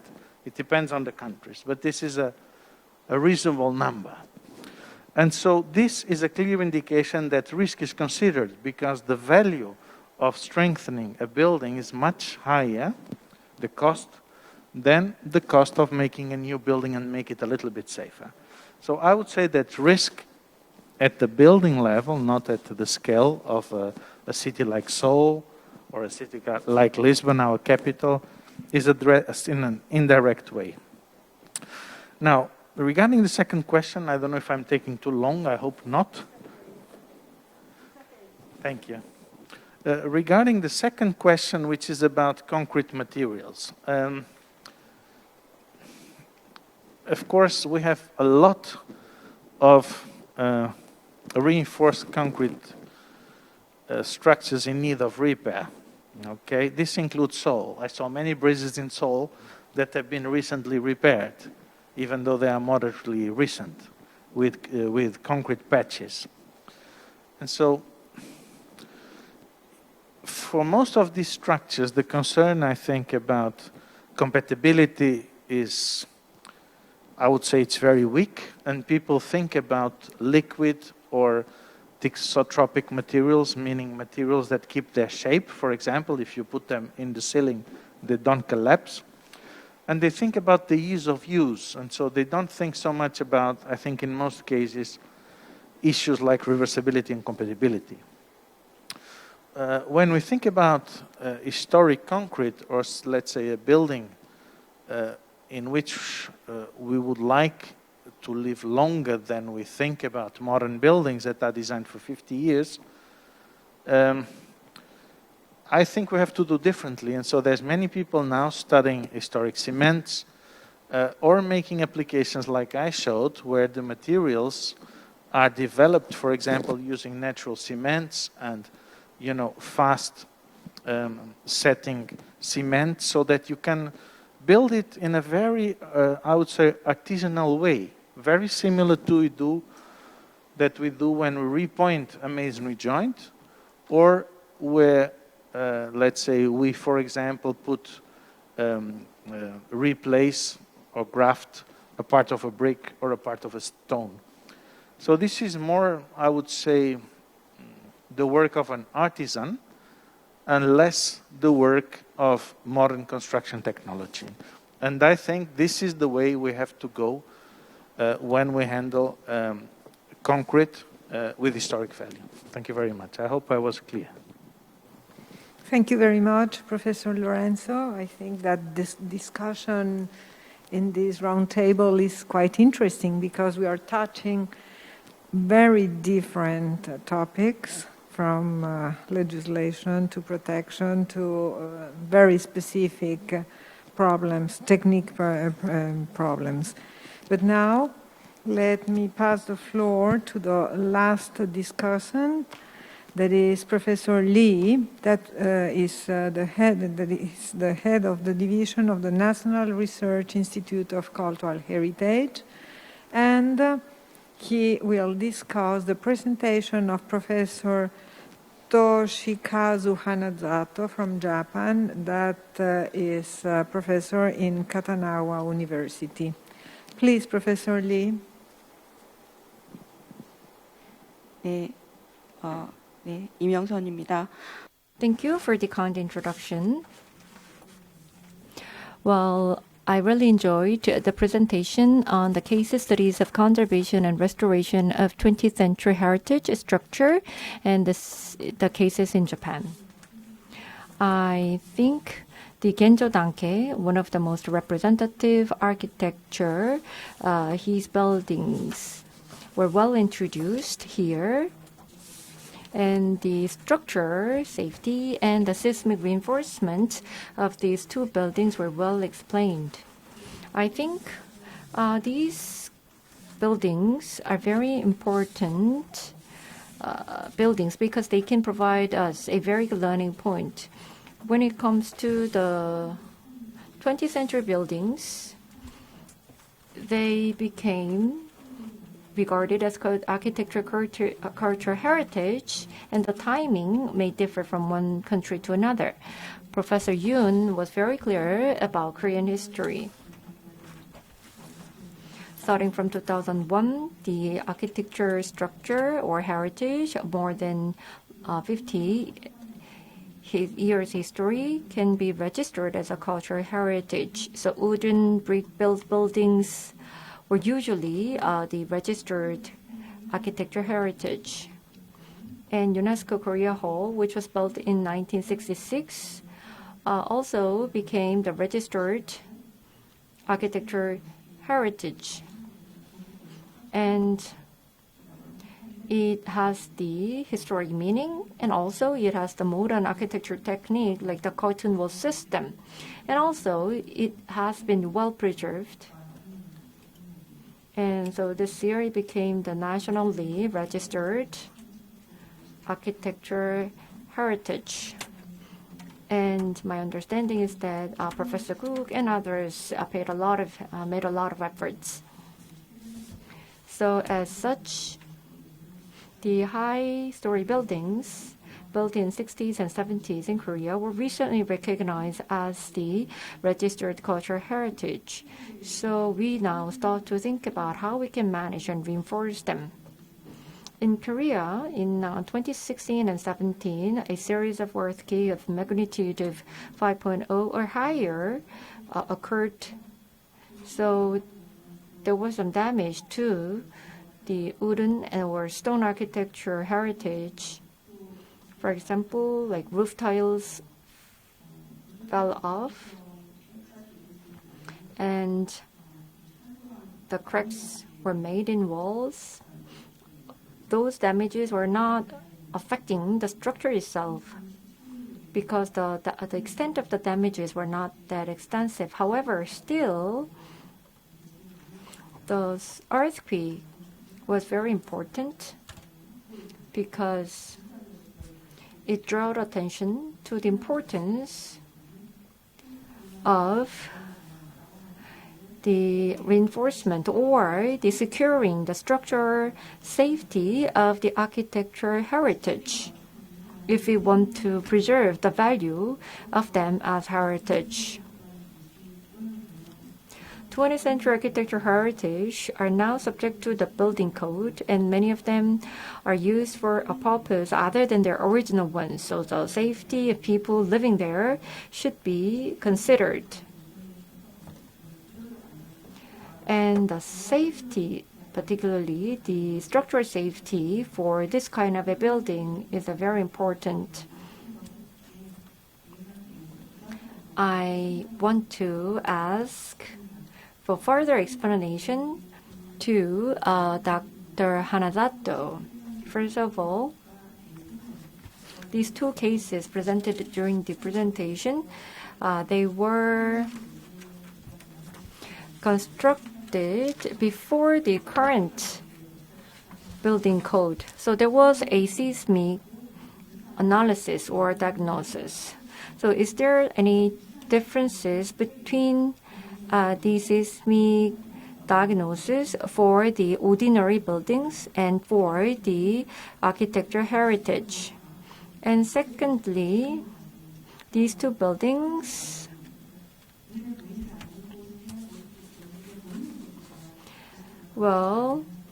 did not change what is shown. In other words, what are the differences? Because both the buildings adopted a method of securing structural safety without impairing the features of the original architecture design. And because they are the architecture heritage, I assume that not the performance, the maximum performance, rather the balance between the performance and the heritage value was targeted. So what kind of the communications or what kind of the discussions were made to arrive at that balance? And in adopting the reinforcement method, what kind of the process was made? Because the value of the buildings were considered. And I think the Hiroshima Peace Memorial Museum was a very good example. And National Yoyogi, first the gymnasiums, the original architecture intention or the design was not touched upon or impaired during the reinforcement. So I think there should be some multidisciplinary involvement or participation, and that naturally entails some conflict or tension during the process. So the experts in different domains in the field of experts, and also the people who are working in the areas, not just the expert, but the managers or the administrators, government officials. So they should be involved in the deep discussion. And I ask this question because yesterday and today, while listening to the presentations, I believe that the communication and consideration, discussion seem to be very important step or the part of the process arriving at the agreement. Professor Toshi, would you please now? Thank you for discussion for my presentation, Professor Lee Myung-sun. So the first question is the seismic safety is required at the same level, not only for ordinary building, but also heritage, active heritage, the same, because the human life is the same value in the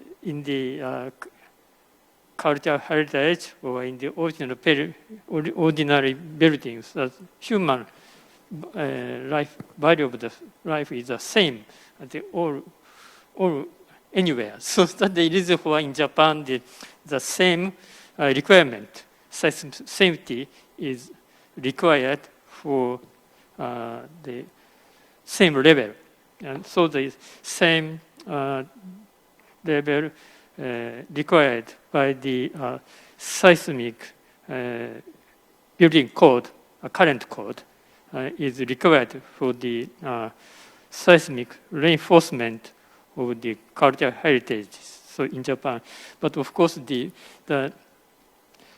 difficult to certify the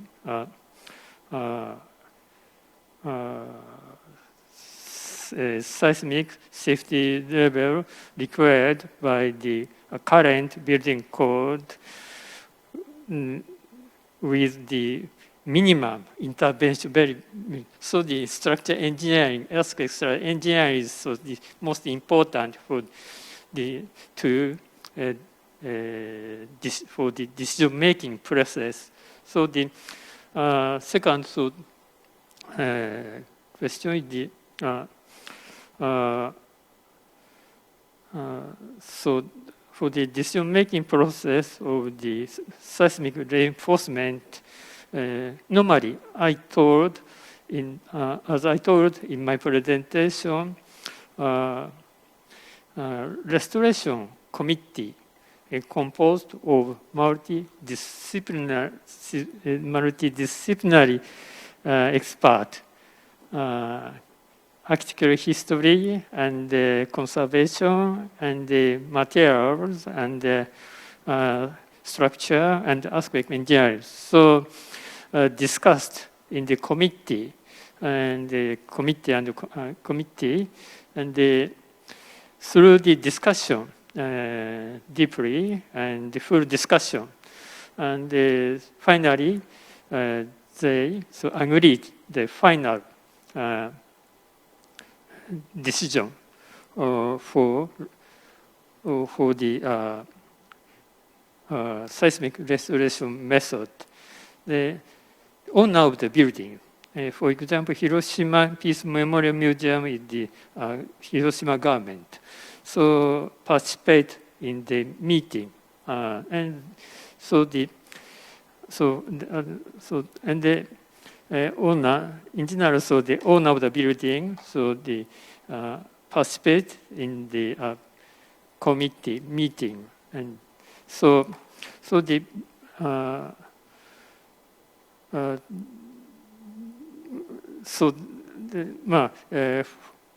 most of the cases of the registered building as a national cultural properties, is that process and with the restoration committee is the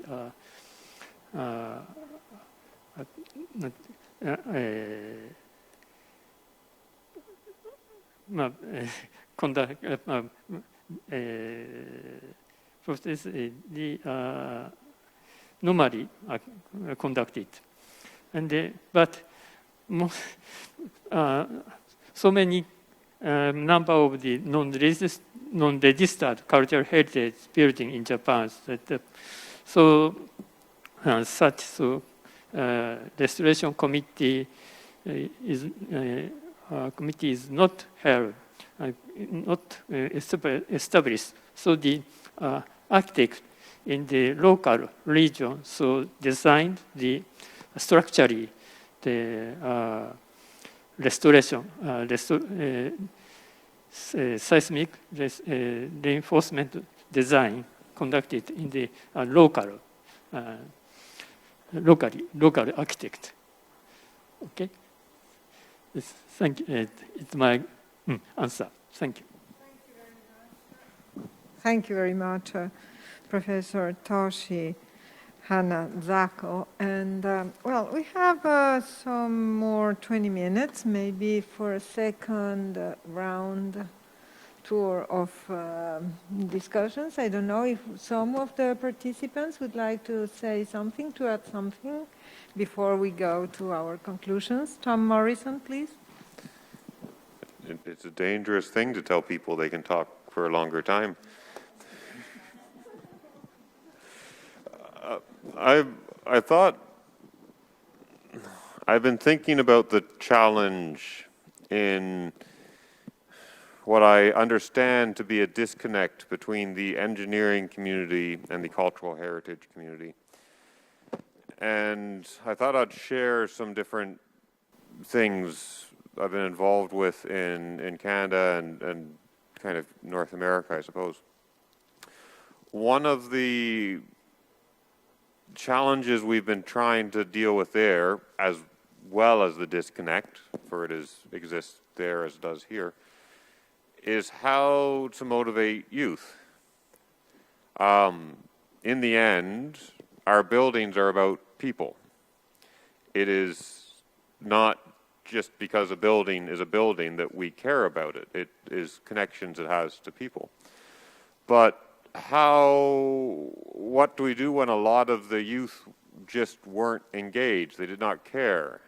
And here in the world where there's a pressure for staff, if they're not entering the fields, if they're not entering the skilled trades, the artisan fields, if they're not entering the design fields, we have a big problem. So how do we engage with them? And there are three, I guess I would say, initiatives. There's three things we've been trying in different forums and with different organizations. The first, an ongoing process, I'm working with the Canadian Association of Heritage Professionals, is looking at how to discuss the value of our historic buildings and demonstrate that it overlaps with the values of the, I guess, coming generations, of the future leaders, if you will. Again, my personal view is I care about these buildings for what they can do in the future and why they're important for our future. So I'm interested in these future leaders. And so we've been looking at how do these values combine? What is the language we need to use, as English is constantly changing? What is the language we need to use to engage and stimulate and encourage? And this has led to a lot more discussion about the inherent sustainability, about the fact that getting into these problems in these fields, it is harder, but you can walk away doing something better. You can walk away being more proud of what you've contributed in the world you are helping to create by helping with this conservation. So that's kind of one initiative that we've been working on. A second one goes back a few years. We saw this gap that very few engineering schools had any exposure to conservation. So working with the North American Association for Preservation Technology, we created a competition for university students. And we labeled it an engineering competition, and then I intentionally ensured that there were non-engineering schools and even trade schools involved. But to get out and just to open the minds of the students to what could be done. And so our focus was really to engage and get these students from different universities around North America into the conversations, have them meeting professionals doing really interesting stuff, and expose them to the really cool world we work in.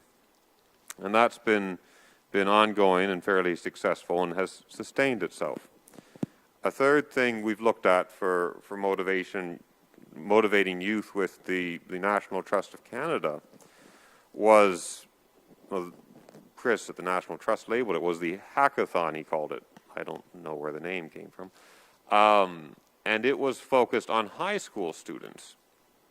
And to take students early in their 12th year and expose them over the course of 2-3 days to a range of different professions. So these students came and they worked with a historic stonemason, and they found out how to break stone using traditional techniques. They thought that was really cool. They worked with historic carpenters. They really got a kick out of that. They worked with designers and engineers. And a number of them came to us after we ran these saying, I had no idea there were so many options out there for what they could do when they go into a career. So considering this challenge of where are the people to do this work, those are some things we've been working on, and I thought I'd share. Thank you. Thank you very much, Tom. Your intervention is bringing other topics for discussion, and it's not easy. It's a universe of topics, and you also make me think about the globalized era that we are living on, because can we really say, you especially in Canada, you have people from all over the world that has arrived in Canada in the last 30 years. But also Italy is not anymore an Italian country with Italians. It's plenty of people that are coming from from over the world. And I always think how can we make that these people that is coming from outside, maybe from India, from Bangladesh, we have lots of Bangladesh people that is coming to Italy, how will they understand Italian heritage one day? Maybe how can we make them take care of this heritage that in principle do not belong to their culture, to their roots, to their education, etc. It's a complex problem. But maybe I would like to invite somebody in the public, if Professor Park, would you like to say something? Why not? You.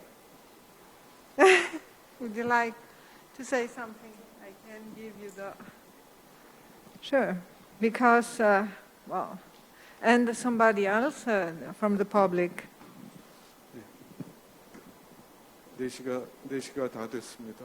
It's almost 4 o'clock. So we do not have much time, so let me be very short.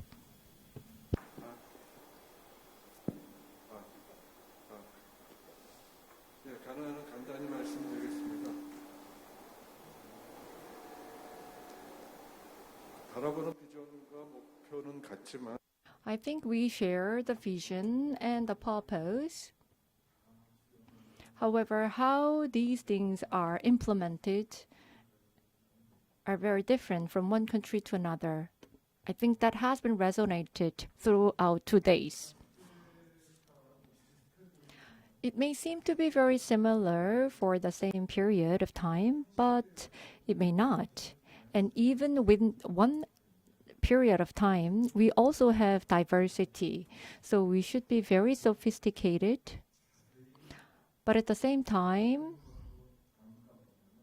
if we focus too much on the details, we may tie our hands by ourselves. So what I'm trying to say is that we share the vision. But at the same time, we need to accumulate our experience in situ from the site, and that experience, accumulated experiences, need to evolve into principles. We should not just write down the principles because maybe the intention is good.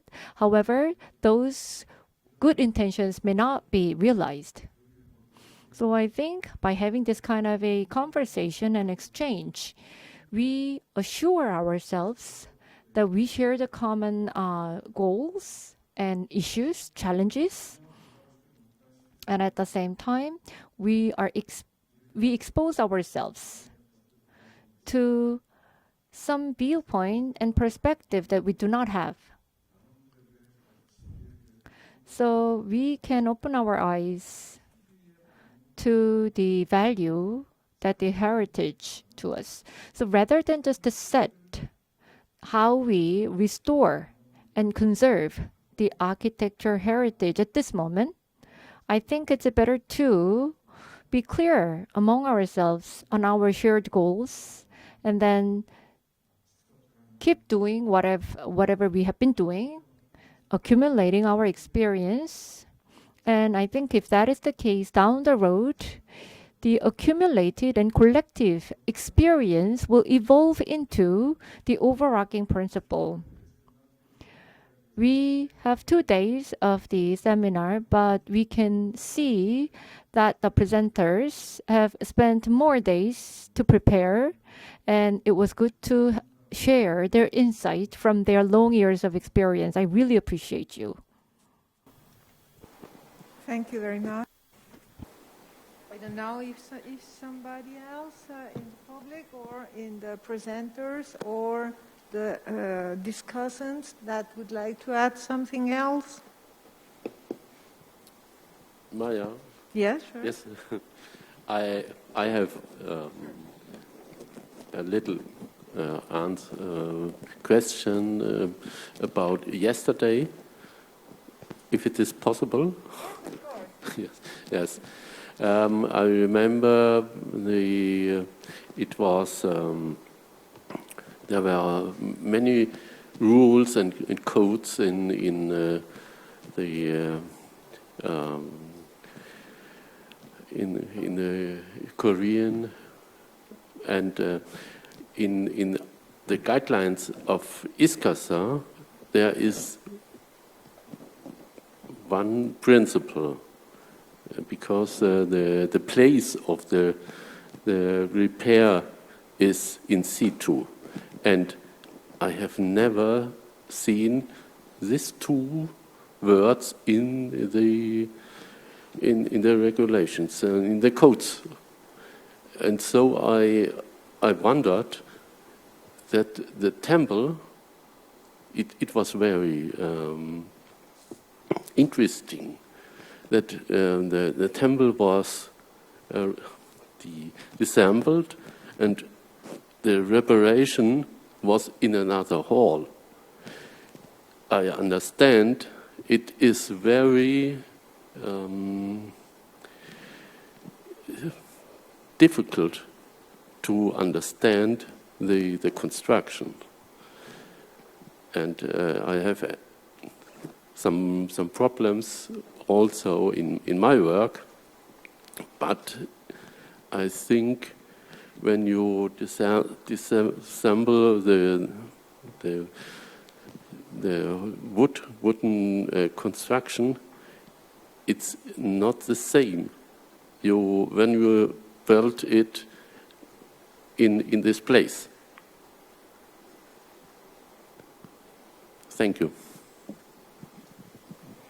Thank you, Bernard. I think the question that you're putting on the table is, well, also a question of traditions and practices that are linked to different countries, of course. And maybe if you talk about anastylosis in the Greek term, that means only the restoration of masonry, but without any kind of mortar, only dry stone assembled. Maybe you can talk about disassembling a monument, but not.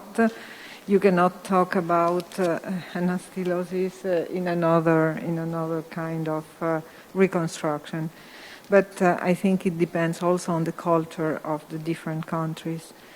Yes, wrap it up. What it means. Okay, I think now we have to go to the conclusion. We have 5 minutes. I will try to resume all the topics that were touched today in this afternoon in this round table.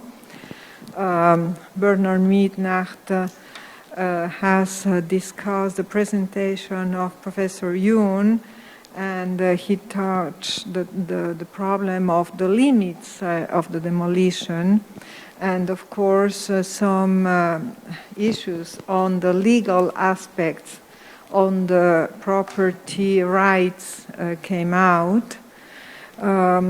Tom Morrison discussed about good conservation experiences in Canada, and he touched 3 themes: the philosophy, the principles of ISCARSAH are intended like as a medical approach, the building as a sick human person that has to be treated, that has to be studied, that has to be analyzed before giving him any remedy. But of course, those general principles do not cover all the specificities in the different countries. So, of course, every country should develop special principles for the specific kind of heritage. He also talked about the values of the historic city, and another important subject, that is rehabilitation, the reuse, the rehabilitation of the buildings to give them a new chance to continue their lives. Professor Sung talked on Masonry and discussed the presentation of Mehrdad Hejazi, the different types of Masonry reinforcement, and well, he appreciated the experience, the different experience, very different experiences that Mehrdad Hejazi presented in different countries. And also, in this case, the theme of the new function, the new uses were touched, and of course, the new needs that derive from this transformation in the uses of the buildings. Mehrdad said that he intends the building as a human, and I like very much that interpretation, because our buildings are like our grandfathers, maybe, when they are old, and we should take care of them as they were our grandfathers, our ancestors, because they are linked to our tradition, to our history, to what we are. So we have to take care of it, and if we treat it as humans, I think that this way to afford them will be more and more sensitive. Paulo Lourenco has responded to the observations, to the demands, the questions of Professor Kim regarding structural aspects and material aspects. He talked about the risk assessment and the application of the concrete, the renewal or the intervention on different kinds of concrete. It was talked also about the reversibility and the compatibility of old and new reinforced concrete, and the problems of the reinforced concrete beside the less problems that not reinforced concrete present.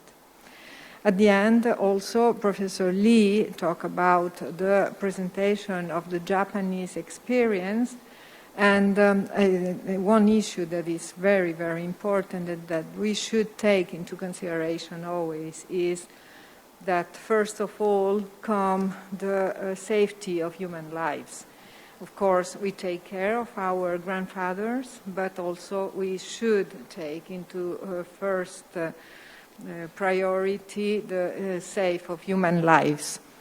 Of course, also the decision-making process like in a multidisciplinary team should be always on the basis of the decision taken. But in this case, I think that, of course, the changement of uses, the many things could be discussed by a multidisciplinary team, but the technical and the responsibility, the final responsibility, should be taken by one person. And today, Professor Lourenco stated that, talking about the responsibility he signed about the reinforcement of those balconies in the dwellings he restored in Lisbon. And I think this is very important, because somebody has to take the final responsibility, and it's not the community, but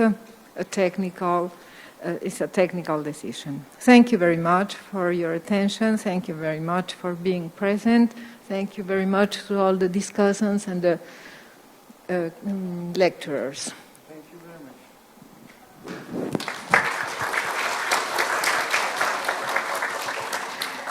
Thank you very much. It was really insightful and fruitful discussions. Now we almost reached the end of the workshop. That means that only a closing ceremony remains. Once again, we thank all the speakers, discussants, and attendants, without which today's workshop would not have been successfully and smoothly completed. We truly hope that this international workshop was a meaningful gathering to share experience and expertise about the conservation and the 20th century architectural heritage, and that is strengthened a network among the heritage professionals here and abroad. Dear ladies and gentlemen, in order to officially conclude the workshop, we would like to invite Ms. Kim Yeon-su, the Director General of the National Research Institute of Cultural Heritage, for her closing remarks. Ms. Kim, the floor is yours. Thank you very much.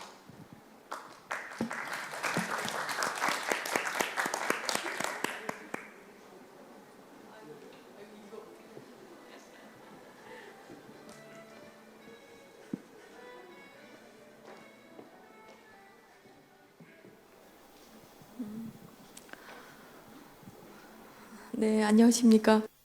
Yes, good afternoon, everyone. Greetings to you once again. The international workshop was full of passionate discussion, and I would like to take this opportunity to thank every presenter and panelist for your active participation.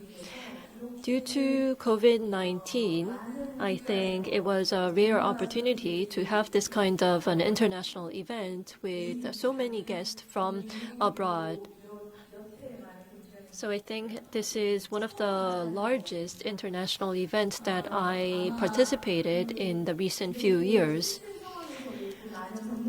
So despite this difficult situation due to COVID-19, a lot of guests traveled a long way to participate in this international workshop, and this testifies to the fact that this issue of architectural heritage conservation and preservation is so important.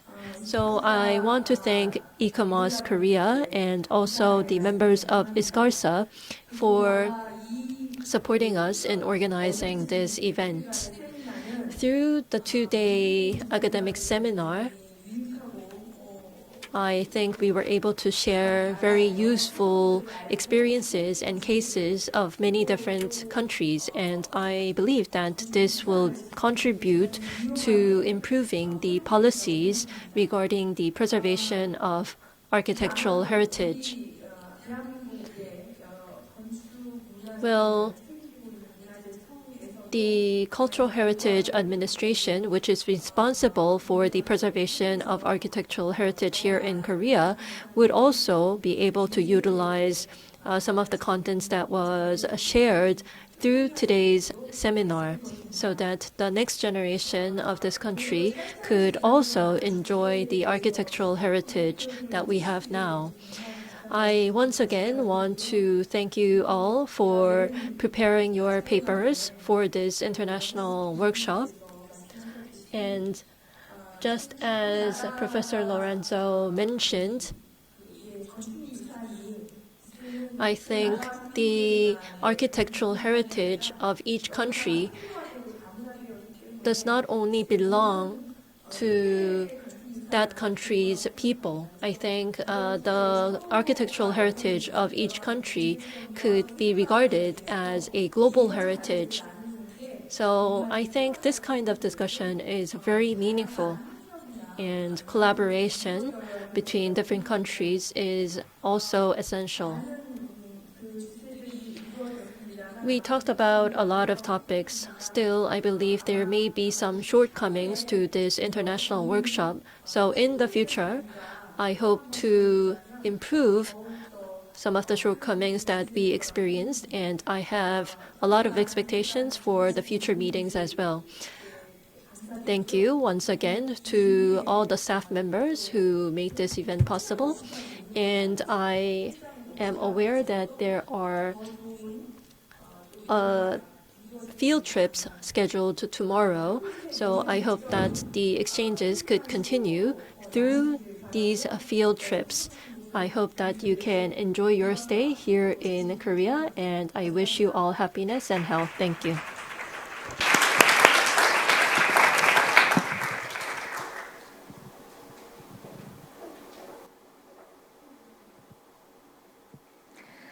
Thank you very much for remarks. Now, this concludes the official proceedings of the second day of workshop. Thank you very much to everyone. Thank you.